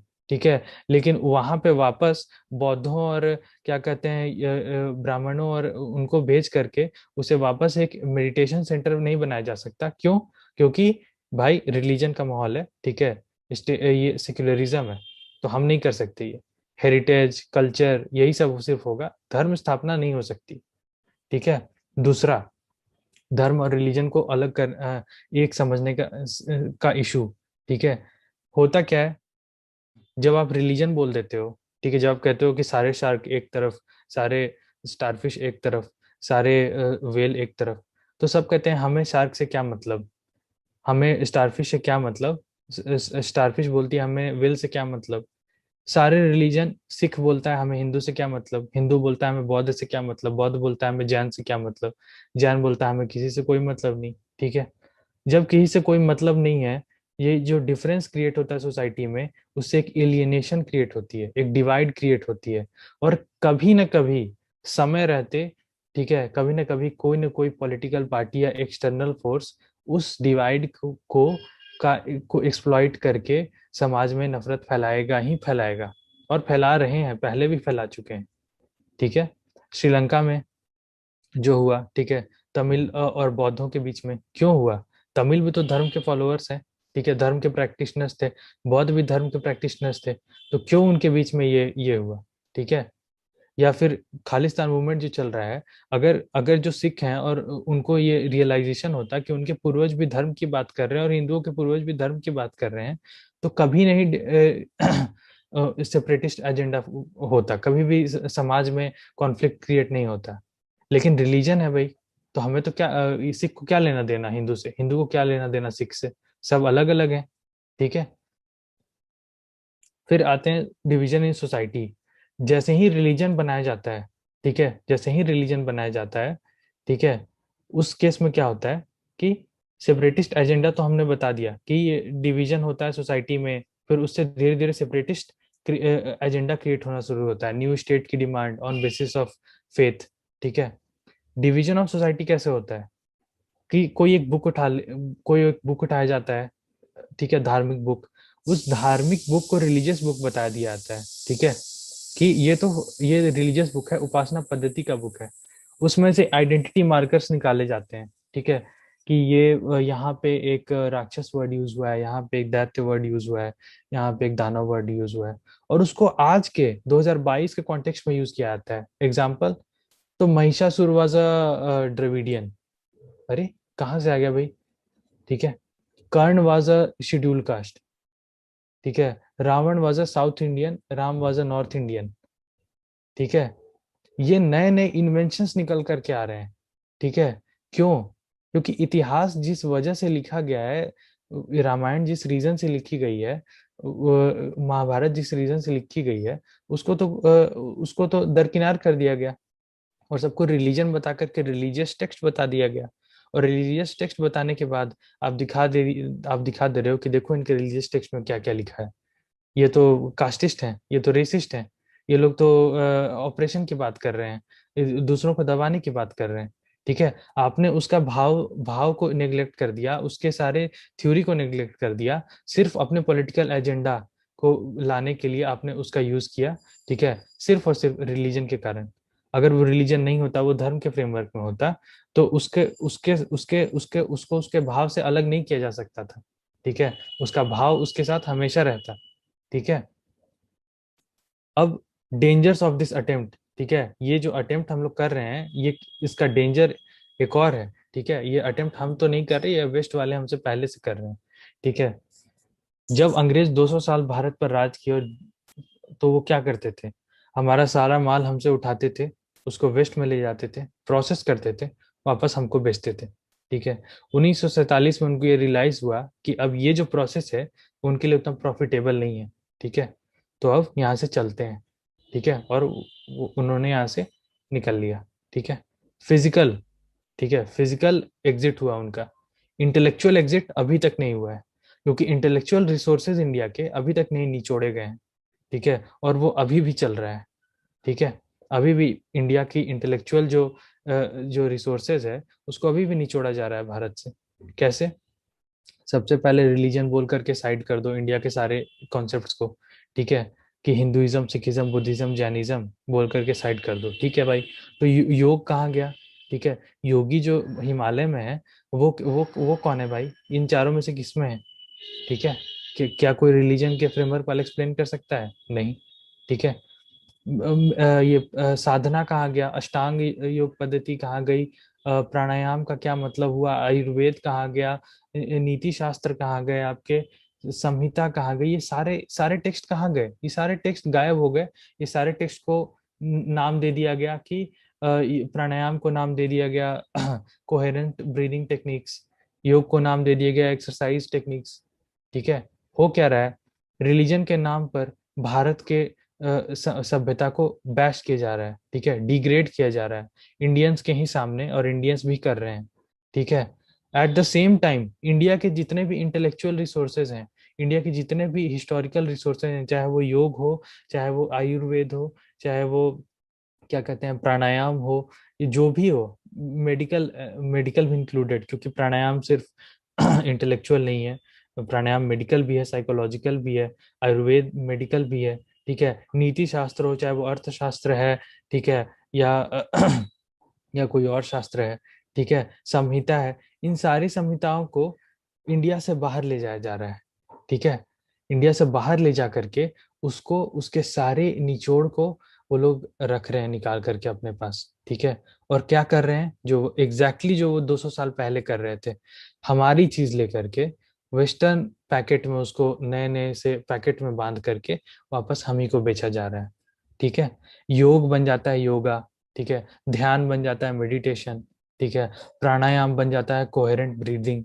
ठीक है, रामानु रामानुजम के मैथमेटिक्स को रामानुजम से ले लिया जाता है, लेकिन जब रामानुजम का जो पार्ट है, जब वो कहते हैं कि देवी उन्हें क्या कहते हैं ये सारे इक्वेशंस देती थी, ये सारे आइडियाज देती थी, उसको सुपरस्टिशन बोल करके साइड कर दिया जाता है, ठीक है, ये है तरीका, ठीक है, धर्म को रिलीजन बनाने से जितने भी आपके इंटेलेक्चुअल रिसोर्सेज हैं वो सारे एक्सपोज हो जा रहे हैं, ठीक है, और जो वेस्टर्न सिविलाइजेशन है वो उस पूरे रिसोर्सेज को उठा करके अपने पास उसको निचोड़ रही है, और वापस आप ही के ऊपर थोपा जाएगा, बस बोला जाएगा कि ये तो वेस्ट का रिसोर्सेज है, इंडिया का इसमें कोई योगदान नहीं है, इंडिया का इससे कोई लेना देना नहीं है, ये तो वेस्ट वालों ने क्रिएट किया है, ये तो हमने क्रिएट किया है, ठीक है, होगा क्या, धर्म का कॉन्सेप्ट है जो वो शैलो होता जाएगा, जैसे आज हम देख रहे हैं बॉलीवुड में, धर्म के नाम पर हिंसा मत करो, मतलब एक समय पे जो पूरे यूनिवर्स के अंडरस्टैंडिंग को अपने अंदर कंटेन करने वाला जो शब्द था धर्म, आज उसको सिर्फ एक उपासना पद्धति का एक तरीका मान लिया गया, ठीक है, और रिलीजन धीरे धीरे बढ़ रहा है, रिलीजन का कॉन्सेप्ट है वो डीप हो रहा है, वो ग्रेट बन रहा है, ठीक है, यही यही प्रॉब्लम हो रहा है कि धर्म जो है वो छोटा होते जाएगा, धर्म का जो कॉन्सेप्ट है, और रिलीजन का कॉन्सेप्ट बड़ा होते जाएगा, और फिर उसी को वेस्ट इंडिया पे थोपेगा, ठीक है, ये कहकर कि देखो तुम लोग तो बेवकूफ थे, तुम्हें कुछ आता कहाँ था, ये सब तो हम लोग बता रहे हैं तुमको, ठीक है, फास्टिंग के बारे में आज वेस्ट वेस्ट बता रहा है, ठीक है, योग के बारे में पेपर पब्लिश हो चुके हैं, मेडिटेशन के बारे में पब्लिश हो चुके हैं, प्राणायाम के बारे में पब्लिश हो चुके हैं, ठीक है, कब, वो सारे नॉलेज जब वेस्ट ने एक्सट्रैक्ट कर लिया, अब वेस्ट उसको हम पे थोप रही है अपने नाम से, कि नहीं ये तो हार्वर्ड ने पब्लिश किया है, इसमें इंडिया का क्या योगदान है, ठीक है, ये तो ब्राउन यूनिवर्सिटी ने पब्लिश किया है, इसमें इंडिया का क्या योगदान है, ठीक है, फिर सोसाइटी बिकम्स अनस्टेबल, क्योंकि पहले जो हमने कहा धर्म अर्थ काम मोक्ष, ठीक है, ये अब हम लोग एंड की तरफ जा रहे हैं, तो मैं जल्दी से फिनिश करना चाहूंगा कि सोसाइटी अनस्टेबल हो जाती है, क्योंकि जब आप रिलीजन बोलते हो तो आपको सिर्फ मतलब है पूजा करने से, आपको कोई मतलब नहीं, आप नौकरी क्या कर रहे हो, घर का ख्याल कैसे रख रहे हो, समाज में क्या चल रहा है, क्राइम बढ़ा है कि नहीं बढ़ा है, किसी को कोई मतलब नहीं है, ठीक है, वो तो सिर्फ पूजा करना है, जाओ पूजा करो आ जाओ, ठीक है, फ्राइडे को जाओ, संडे को जाओ, ट्यूसडे को जाओ, ठीक है, पूजा करके आ जाओ, किसी को कोई मतलब नहीं है कि अपना लाइफ कैसे जी रहे हो, ठीक है, धर्म उस चीज को एड्रेस करता है, ठीक है, कि ब्राह्मण क्षत्रिय वैश्य शूद्र जब हम कहते हैं तो हम कहते हैं कि आपके जन्म के हिसाब से आपको जैसी क्वालिटीज मिली हैं, ठीक है, अगर आपके अंदर लड़ाकू क्वालिटीज हैं, ठीक है, आपके अंदर क्षत्रियता है, तो आपको क्षत्रिय बनना चाहिए, नहीं तो होगा क्या कि वो दो डायरेक्शन में चल जाएंगी, या तो आप सोल्जर बनोगे या फिर आप टेररिस्ट बनोगे, गुंडे गुंडे मवाली बनोगे, ठीक है, या जो मनी माइंडेड है, या तो वो बड़ा बिजनेसमैन बनेगा और सोसाइटी को ऊपर करेगा, या फिर दूसरे तरफ या फिर वो एक कौन बनेगा, फ्रॉड बनेगा और सोसाइटी का पैसा लेकर के भागेगा, ठीक है, या अगर कोई इंटेलेक्चुअल है, या तो वो समाज को ऊपर उठाएगा, या फिर दूसरी तरफ वो पूरे समाज को बरगलाएगा, मूर्ख बनाएगा, मैनिपुलेट करेगा, ठीक है, ये हो रहा है, क्योंकि जो इंटेलेक्चुअल लोग हैं, जो क्षत्रियता वाले लोग हैं, जो क्या कहते हैं, जो वैश्य वाले जो गुण वाले लोग हैं, जो शूद्र वाले गुण वाले लोग हैं, उनको कोई आउटलेट दिया ही नहीं जा रहा है, उनके जो जो जन्मजात क्वालिटीज जो उनको मिली मिली हैं, वो उसको एक्सप्लॉइट कर, उसको यूटिलाइज करने के लिए, क्योंकि रिलीजन तो सिर्फ एक पूजा करने का ये है, ठीक है, उसको क्या मतलब कि कौन क्षत्रिय है, कौन ब्राह्मण है, कौन क्या है, ठीक है, एग्जाम्पल, जो खालिस्तान मूवमेंट जो हुआ था बहुत बड़ा, उसके बाद प्रोफेसर्स ने सर्वे किया था पंजाब के हर एक गांव में जा करके, ठीक है, जिसमें एक्सट्रीमिज्म सबसे ज्यादा था, ठीक है। उन्होंने जाकर के सारे गांव से लोगों से पूछा कि क्या है भाई, मतलब क्या रीजन है, क्या क्यों आपके बेटे ने, आपके घर के पति ने क्यों ज्वाइन किया इस मूवमेंट को। तो उनका एक ही बहुत मेजोरिटी ऑफ जो आंसर था, मेजोरिटी लोगों का आंसर ये था कि उनका पंजाबी में जो शब्द है, शस्त्रा नाल मोह पै गया सी। ठीक है, कि हमें शस्त्र से मोह हो गया था। ठीक है, ये सिंपल सा एक इंडिकेशन है कि उनकी जो सोसाइटी है वो क्षत्रियता की ओर इंक्लाइंड है। अगर आप उसको जबरदस्ती का ठूसने की कोशिश करोगे मॉडर्न एजुकेशन सिस्टम में, वो विस्फोट पैदा करेगा ही करेगा। वो विस्फोट पैदा कैसे नहीं करेगा। आप घर पे पढ़ा रहे हो किसी को कि तुम क्षत्रिय हो, तुम चंडी का वर्शिप करो, तुम क्या कहते हैं, शस्त्रों की पूजा करो, और स्कूल जाके आप बोल रहे हो कि all humans are born equal. ठीक है, ये विस्फोट पैदा नहीं करेगा तो क्या करेगा। क्या इंडियन एजुकेशन सिस्टम इतना है, इतना डाइवर्स, कि वो हर एक क्या कहते हैं, मनुष्य के जो क्वालिटीज हैं उसको क्या कहते हैं, उसको यूटिलाइज कर सके सही तरीके से। क्या रिलीजन का फ्रेमवर्क में इतनी क्षमता है? नहीं है। इसीलिए विस्फोट पैदा होना ही होना है। शोषण पोषण तो नहीं होगा, क्षत्रिय रक्षा तो नहीं करेगा, ब्राह्मण इंटेलेक्चुअल रिवोल्यूशन तो नहीं लाएगा, वैश्य पैसे तो नहीं देगा समाज में। शोषण होगा, पोषण नहीं होगा, शोषण होगा। ठीक है, क्षत्रिय दमन करेगा। ठीक है, वैश्य पैसे लेकर के भागेगा। ठीक है, एग्जाम्पल देख ही रहे हैं आप लोग। और जो इंटेलेक्चुअल, सो कॉल्ड इंटेलेक्चुअल्स हैं, वो आपको मैनिपुलेट करेंगे। ठीक है, यह है शोषण। ठीक है, धर्म इसी इसी क्वालिटीज को, मनुष्य के इसी जन्मजात क्वालिटीज को सही तरीके से यूटिलाइज करके इसको पोषण में कन्वर्ट कर सकता है। ठीक है, तो इसके तो फिर हम लोग क्या कर सकते हैं। ये तो प्रॉब्लम स्टेटमेंट के हम लोग बता दिए कि धर्म को रिलीजन बोलने से ये हो रहा है। ठीक है, तो हम लोग क्या कर सकते हैं, इसका सॉल्यूशन क्या है। ठीक है, इसका एक ही और सिर्फ एक सॉल्यूशन है कि हमारे जो टेक्स्ट हैं, इंडियन टेक्स्ट को इंडियन कॉन्टेक्स्ट में, इंडियन लैंग्वेजेस में पढ़ाना और क्या कहते हैं, एक्सपैंड करना जरूरी है। और यूनिटी यूनाइट एंड रीग्रुप, जितने भी धार्मिक कंट्रीज हैं, ठीक है, उनको स्टेट लेवल यूनिटी प्रोवाइड होनी चाहिए, स्टेट लेवल रिकॉग्निशन मिलना चाहिए। स्टेट लेवल पे ये डिक्लेयर किया जाना चाहिए कि हमारा जो है, हम सारे जो हैं वो एक क्या कहते हैं, अलग सिविलाइजेशन के पार्ट हैं। और हम स्टेट लेवल पे, पॉलिटिकल लेवल पे, इंटरनेशनल लेवल पे इसको एक स्टेज मिलना चाहिए, एक यूनिटी मिलनी चाहिए। और फिर उस बेसिस पे फिर काम शुरू करना चाहिए कि ठीक है, अब जब हमने एक्सेप्ट कर लिया है कि हम अलग हैं, ठीक है, तो फिर हम कैसे अब आगे बढ़ें। ठीक है, तो ये सारे कंट्रीज जो है, इंडिया हो गया, श्रीलंका हो गया, नेपाल हो गया, भूटान हो गया, जापान हो गया, ठीक है, ये क्या, कंबोडिया, सुमात्रा, ये सब जितने भी कंट्रीज हैं, ये सारे कंट्रीज जब एक्सेप्ट कर लें कि नहीं, हम रिलीजन नहीं है, हम धर्म है, ठीक है, तो फिर ये आपस में, इनके बीच में कोहेजन बढ़ेगा। ठीक है, ये आपस में फिर डिसाइड करेंगे, ठीक है, अब हम आगे कैसे इम्प्लीमेंट करें इस धर्म के फ्रेमवर्क को। वो इजी तो नहीं होने वाला, ठीक है, लेकिन वो करना होगा, नहीं तो इसी प्रकार के विस्फोट क्रिएट होंगे समाज में। ठीक है, दूसरा, रिलीजन के कारण पॉलिटिकल एक्सपेंशन आ रहा है। ठीक है, लोग सोच रहे हैं कि अपने जमीन की बाउंड्री बढ़ा दो, बस। ठीक है, ये मॉडर्न जो आइडिया है, जमीन की बाउंड्री बढ़ा दो, सामने वाले की जमीन को कब्जा कर लो, तो बहुत बड़ा बहादुरी का काम कर लिया। ठीक है, उसके लिए एम नहीं करना है, धार्मिक एक्सपेंशन के लिए एम करना है। ठीक है, जब धार्मिक एक्सपेंशन होगा, ऑटोमेटिकली, ठीक है, पीस एस्टेब्लिश हो जाएगा, क्योंकि ऑटोमेटिकली सारी सोसाइटीज एकम सत विप्रा बहुधा वदंती पे बिलीव करना शुरू कर देंगी। ऑटोमेटिकली बॉर्डर कॉन्फ्लिक्ट्स रिड्यूस हो जाएंगे। मैं ये नहीं कह रहा हूँ कि आसमान में कार उड़ने लगेंगे और लोग मतलब कि जमीन से 5 फीट ऊपर उठ के चलेंगे। ठीक है, वो नहीं कह रहा हूँ, लेकिन उस समय भी लोग होंगे, दुष्ट होंगे, लड़ाई होगा, झगड़ा होगा।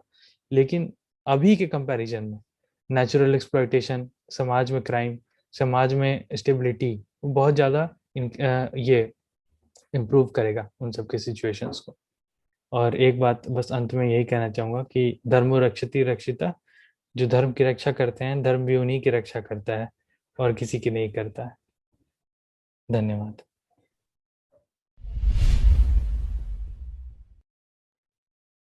धन्यवाद कविदत्त जी, आपने अपनी बात को बहुत अच्छे तरीके से हमें समझाया। मेरे विचार से हमारे श्रोताओं को भी अच्छा लगा होगा। तो अब हम श्रोताओं से प्रश्न लेंगे, लेकिन उससे पहले एक प्रश्न जो मेरे मन में आ रहा है वो मैं आपसे पूछना चाहती हूँ। आपने जो बताया धर्म और रिलीजन में अंतर, तो क्या ये जो डिफरेंट पंथ हैं, जो अलग अलग पंथ हैं हम में, क्या वो रिलीजन है?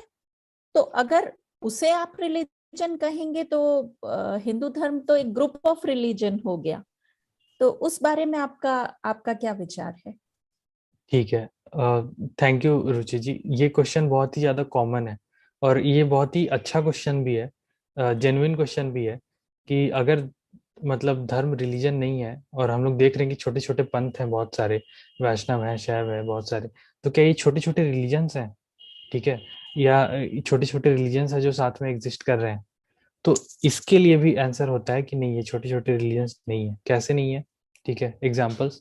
रिलीजन्स जो है वो कंप्लीटली सेपरेट एंटिटीज होते हैं। ठीक है, उनका एक दूसरे से कोई नाता नहीं होता। ठीक है, वो सारे अलग अलग ऑपरेट कर रहे होते हैं। पंथ जो है वो सेपरेट एंटिटीज नहीं है, वो सारे एक साथ एक दूसरे पे डिपेंडेंट है और इवॉल्व कर रहे हैं। जैसे हमने धार्मिक इकोसिस्टम वाले जो समुद्र का जो मॉडल था वो हमने देखा कि वो सब एक दूसरे से फीड कर रहे हैं। जैसे वैष्णव, ठीक है, और जैन, इनमें बहुत से ओवरलैपिंग एरियाज हैं। ठीक है, वैष्णव, फिर शैव और शाक्त में बहुत से ओवरलैपिंग एरियाज हैं। ठीक है, फिर क्या कहते हैं, शाक्त ट्रेडिशन और बुद्धिस्ट तांत्रिक ट्रेडिशन में बहुत से ओवरलैपिंग एरियाज आते हैं। ठीक है, ऐसे, और ये सारे एक दूसरे से कॉन्स्टेंटली लर्न करते रहते हैं, इवॉल्व करते रहते हैं। जैसे सिख जो हो गया, उसमें वैष्णव एलिमेंट्स भी मिलेंगे आपको थोड़े से। जब लेटर सिख लिटरेचर में जाओगे, दसम ग्रंथ या सर्वलोक ग्रंथ, उनमें आपको शाक्त लिटरेचर भी मिलेगा। ठीक है, उसमें उसमें आता है आगे क्या है कि ये जो सारे पंथ हैं वो एक दूसरे से अ, एक साथ क्या कहते हैं, लर्न करते हैं, इवॉल्व करते हैं एक साथ, जो जबकि रिलीजन्स में ऐसा नहीं होता। रिलीजन्स अपने रास्ते निकल गए तो निकल गए, अब उनका एक दूसरे से कोई रिलेशन नहीं होता है। ठीक है, एग्जाम्पल रियल लाइफ में एग्जाम्पल्स भी मिलता है हमें कि अगर रियल लाइफ में आप देखो तो बहुत से लोग ये एग्जाम्पल भी देते हैं कि ठीक है, ये जैसे यहूदियों से क्रिश्चियंस निकले, क्रिश्चियंस और मुस्लिम्स निकले, तो उसी प्रकार से हिंदुओं से सिख और बौद्ध निकले। ठीक है, ऐसा नहीं है, ये सही ये लॉजिक नहीं है। क्योंकि आप खुद देखो कि जब पंजाब के समय मिडिवल टाइम्स में, पंजाब के समय में अगर एक माँ अपने बेटे को सिख बना रही है, भेज रही है सिंह सजाने के लिए, तो वो बेटा तो घर भी आ रहा है। ठीक है, वो घर आके गुरु ग्रंथ साहब का पाठ करता होगा। ठीक है, वो माँ उसी समय पे वो माँ हिंदू भी है। ठीक है, वो माँ अपने वो शैव होगी या शाक्त होगी या जो भी होगी, वैष्णव होगी, वो उसका ही पाठ करती होगी। ठीक है, इसका एक पैरेलल हमको दे दिया जाए। ठीक है, कि कभी कोई यहूदी अपने घर से किसी को मुस्लिम बनने के लिए भेज रहा है कि जाओ सभी मुस्लिम बन जाओ। ठीक है, या जाओ सभी क्रिश्चियन बन जाओ। ठीक है, इसका पैरेलल आपको नहीं मिलेगा। ठीक है, दूसरा, ये जो कॉमन लिटरेचर पूल है उसे सब डिराइव करते हैं। ठीक है, चाहे वो रामायण हो गया, महाभारत हो गया, या तुलसीदास रामायण, रामचरितमानस हो गया, या वेदांत का जो है, उससे सारे के सारे बोरो कर रहे हैं। ठीक है, क्या कहते हैं, बुद्ध भगवान ने नहीं कहा है क्या कि वो उनके पहले के बोधिसत्व राम और कृष्ण थे? उन्होंने कहा है। ठीक है, क्या गुरु गोविंद सिंह ने राम अवतार नहीं लिखा है, वो कृष्ण अवतार नहीं लिखा है, या चंडी का पाठ नहीं लिखा है क्या, चंडी चरित्र जो कहते हैं? ठीक है, लिखा है। और सिख, बहुत बड़े बड़े सिख इंटेलेक्चुअल्स हुए हैं जिन्होंने तुलसी रामचरितमानस पे टीका लिखा है। ठीक है, अगर कोई एक पैरेलल निकल करके आ जाए कि कोई बहुत बड़े क्रिश्चियन है, उन्होंने कुरान के ऊपर कमेंट्री लिखी है फ्रॉम अ इंटेलेक्चुअल पर्सपेक्टिव, एक दूसरे को समझने के लिए, ठीक है, तो वो आपको नहीं मिलेगा। ठीक है, ये अलग अलग निकले हुए सिस्टम्स हैं। ठीक है, और जबकि धर्म जो है वो एक दूसरे के साथ साथ में रहने वाला कोहेरेंट सिस्टम है। सब एक दूसरे से इन्वॉल्व करते हैं, एक दूसरे से इंटरेक्ट करते हैं। ठीक है, एक दूसरे से लर्न करते हैं और इवॉल्व करते रहते हैं। I hope this answers your question. जी बिल्कुल, धन्यवाद कपिध्वज जी।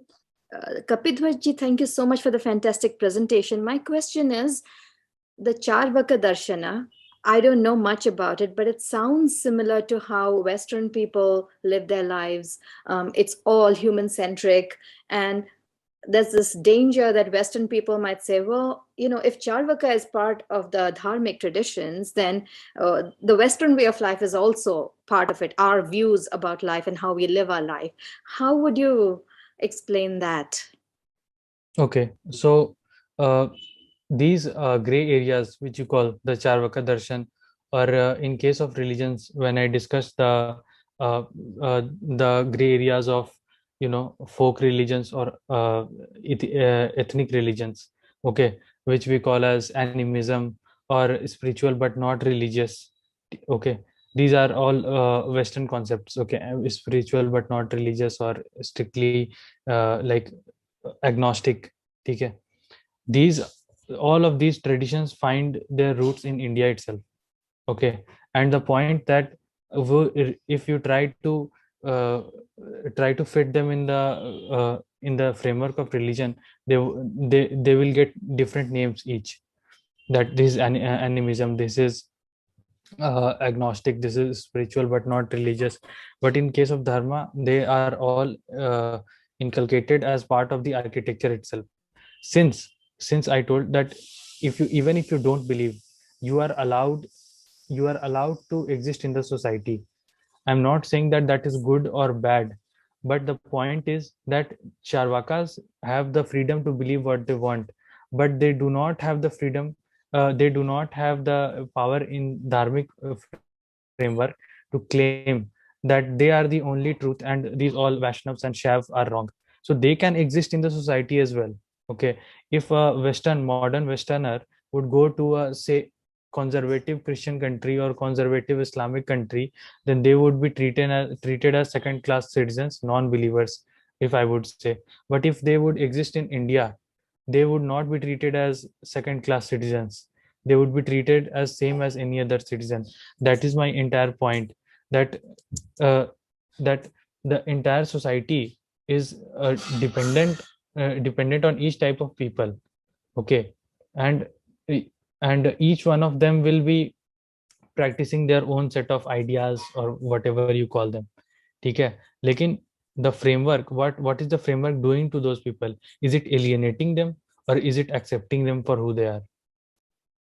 Yes, sir. My question was that how does it fit into dharma? Like, if we said dharma is something that supports the harmony of individual, society, cosmos, everything. So how does the Charvaka tradition, where, and again, I don't know much about it, but they say it's all about live your life, be merry. I'm just paraphrasing here from what people say about themselves. If they are living that way, then how are they upholding dharma, and why is it considered part of Yes, okay, tradition? got it. Okay, so this is where I talked about moderation, right? So suppose that if there is a smoker and he or she smokes 20 cigarettes in one day. If I'm saying that, okay, smoke 10 cigarettes in a day, then would that be supporting their smoking behavior, or would that be helping them to get away from smoking? Okay, the idea is same, that the truth is one, okay, but we take people as they are, we don't force it on them. If they are inclined towards worldly materialistic desires, then it is up to them. But the aim is also that their lifestyle should be in such a way that it should take them towards that. It should take them slowly towards that. It's not like we are going to force it. You are wrong, this is not true, you are wrong, therefore you should either convert and become like this. No. Okay, if you want to eat meat, please go ahead and eat meat. But once you eat meat, okay, once you have satisfied your palate, you will realize, it will definitely realize, any person will definitely realize that however beautiful delicious meals you eat, but there is an end to that pleasure. That however money you earn, there is an end to that pleasure. And at that point, dharma will not alienate them, dharma will allow them. And that is what I told about parisankhya vidhi, that when we talk about bali, giving bali of an animal, the point is not to kill an animal on an auspicious day. The point was that those people who want to eat meat and who cannot stay away from meat, it is their natural. So either we can force them, don't eat meat, it is bad, or we can tell them, कि okay, eat meat but one day of a year, 3 days of a year. That way their natural tendencies are also satisfied, and they also get a way to slowly go away from that habit. I hope this answers that. They are accepted, but in the same way, if we alienate them at the first point itself, they will never get a chance. But if we accept them into the framework, then slowly they will come to the path of the spiritual path.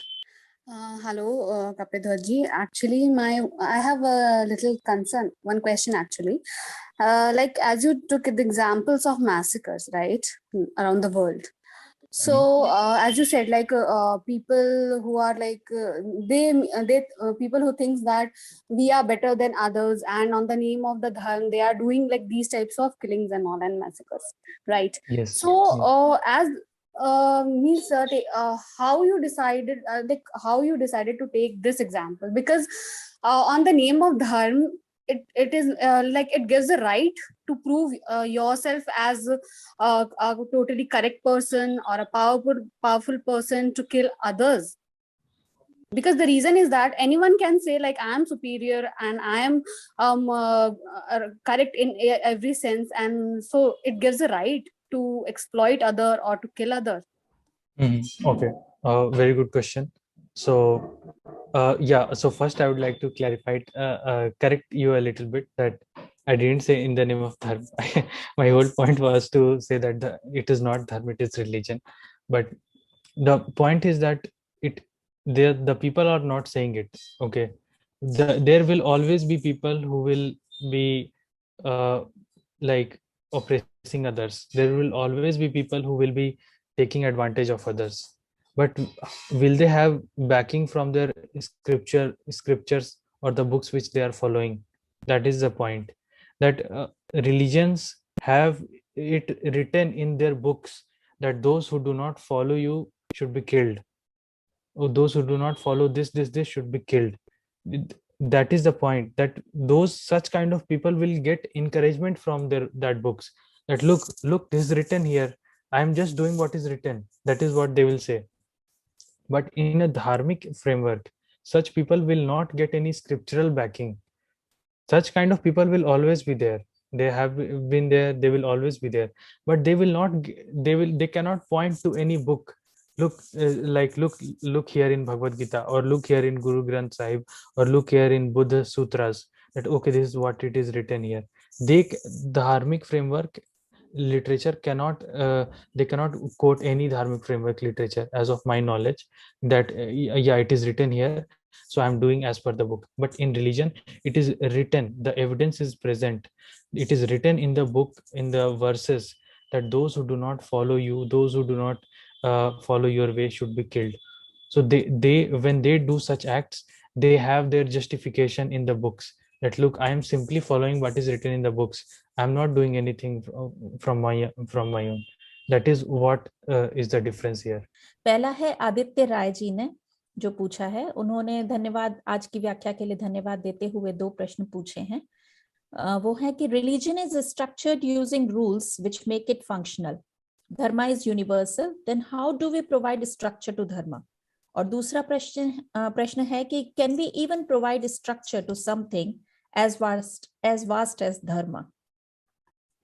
Okay, so पहला सवाल तो ये है कि अगर religion structured है, ठीक है, और कंफ्यूजन ये है कि धर्म स्ट्रक्चर्ड नहीं है। धर्म स्ट्रक्चर्ड है एक्चुअली में, लेकिन धर्म का जो स्ट्रक्चर है, जैसे फॉर एग्जांपल अगर आप एक लैपटॉप और एक टेबल को कंपेयर करोगे, तो वो दोनों में कोई कॉमनैलिटी नहीं दिखेगी, वो दोनों बिल्कुल अलग दिखेंगे, ठीक है। लेकिन अगर आप एक चेयर को कंपेयर करोगे एक बेड से, तो कोई कॉमनैलिटी नहीं दिखेगी, तो आप कहोगे ये सारे अनऑर्गेनाइज्ड हैं। लेकिन अगर आप एक लेवल पीछे जाओगे, अगर आप मॉलिक्यूलर लेवल पे जाओगे, तो देखोगे आप कि ये सारे मॉलिक्यूल्स हैं, और पहले जाओगे देखोगे ये सारे एटम्स हैं। तो आपको दिखेगा कि ये सारे एटम्स हैं, ठीक है, ये सारे इलेक्ट्रॉन्स घूम रहे हैं, इनके हिसाब से ऐसे ऐसे मॉलिक्यूल्स बने हैं, ऐसे ऐसे मॉलिक्यूल्स मिल करके कोई प्लास्टिक बना, कोई लकड़ी बना, कोई बेड बना, ठीक है। स्ट्रक्चर इसमें भी है, ठीक है, लेकिन वो स्ट्रक्चर बहुत ही सटल लेवल पे है, बहुत ही छोटे लेवल पे एग्जिस्ट कर रहा है, बहुत ही अर्ली लेवल पे एग्जिस्ट कर रहा है, छोटा नहीं, अर्ली लेवल पे एग्जिस्ट कर रहा है। इसीलिए आपको उसको सरफेस लेवल पे देखने से वो आपको नहीं दिखेगा, उसके लिए आपको डीप डेप्थ में जाना पड़ेगा। वो डेप्थ है वेदांत का डेप्थ। अगर आप वेदांत के डेप्थ को समझ जाओगे, ठीक है, तो आपको वो सारे स्ट्रक्चर्स अपने आप समझ में आ जाएंगे कि वो कौन किसको कैसे इम्प्लीमेंट कर रहा है। लेकिन इसीलिए जब कोई वेस्टर्न माइंडसेट से देखता है तो वो देखता है कि ये सारे तो अलग अलग हैं, इनके बीच में कोई रिलेशन नहीं है। लेकिन जब आप वेदांत के रूट्स पे जाते हो, एटॉमिक लेवल पे जाते हो, तो आप देखते हो कि हाँ ठीक है, ये जो एटम्स हैं, इन सब के जो एटम्स और मॉलिक्यूल्स बने हुए हैं वो सारे सेम ही हैं, बस उससे जो जोड़ जोड़ करके जो कंपोनेंट्स बने हैं वो अलग हैं। और उसको ऑर्गेनाइज करने का तरीका यही है कि वेदांत की जो एजुकेशन है सोसाइटी में, जो स्वामी विवेकानंद की जो टीचिंग्स हैं सबसे पहले, क्योंकि वो इंग्लिश में ही बोल चुके हैं और उनके ट्रांसलेशन हिंदी में इजीली अवेलेबल है और मॉडर्न यूथ के लिए बहुत ही ज़्यादा रिलेटेबल भी है। अगर उन टीचिंग्स को सबसे पहले तो पूरे इंडिया में तो पढ़ाना जरूरी है। एक बार वो टीचिंग्स की बेसलाइन क्रिएट हो जाएगी, फिर लोगों के मन में लोगों को अंडरस्टैंड करने में देर नहीं लगेगा कि ये सारा बहुत ही वेल ऑर्गेनाइज सिस्टम है। बस ऑर्गेनाइजेशन का जो लेवल है वो बहुत ही सटल है, बहुत ही सूक्ष्म स्तर पर ऑर्गेनाइजेशन है, ना कि बहुत ही मतलब सामने सामने दिखने वाला लेवल की ये आपको आंख के सामने दिखे कि ये ऐसा है। Thank you.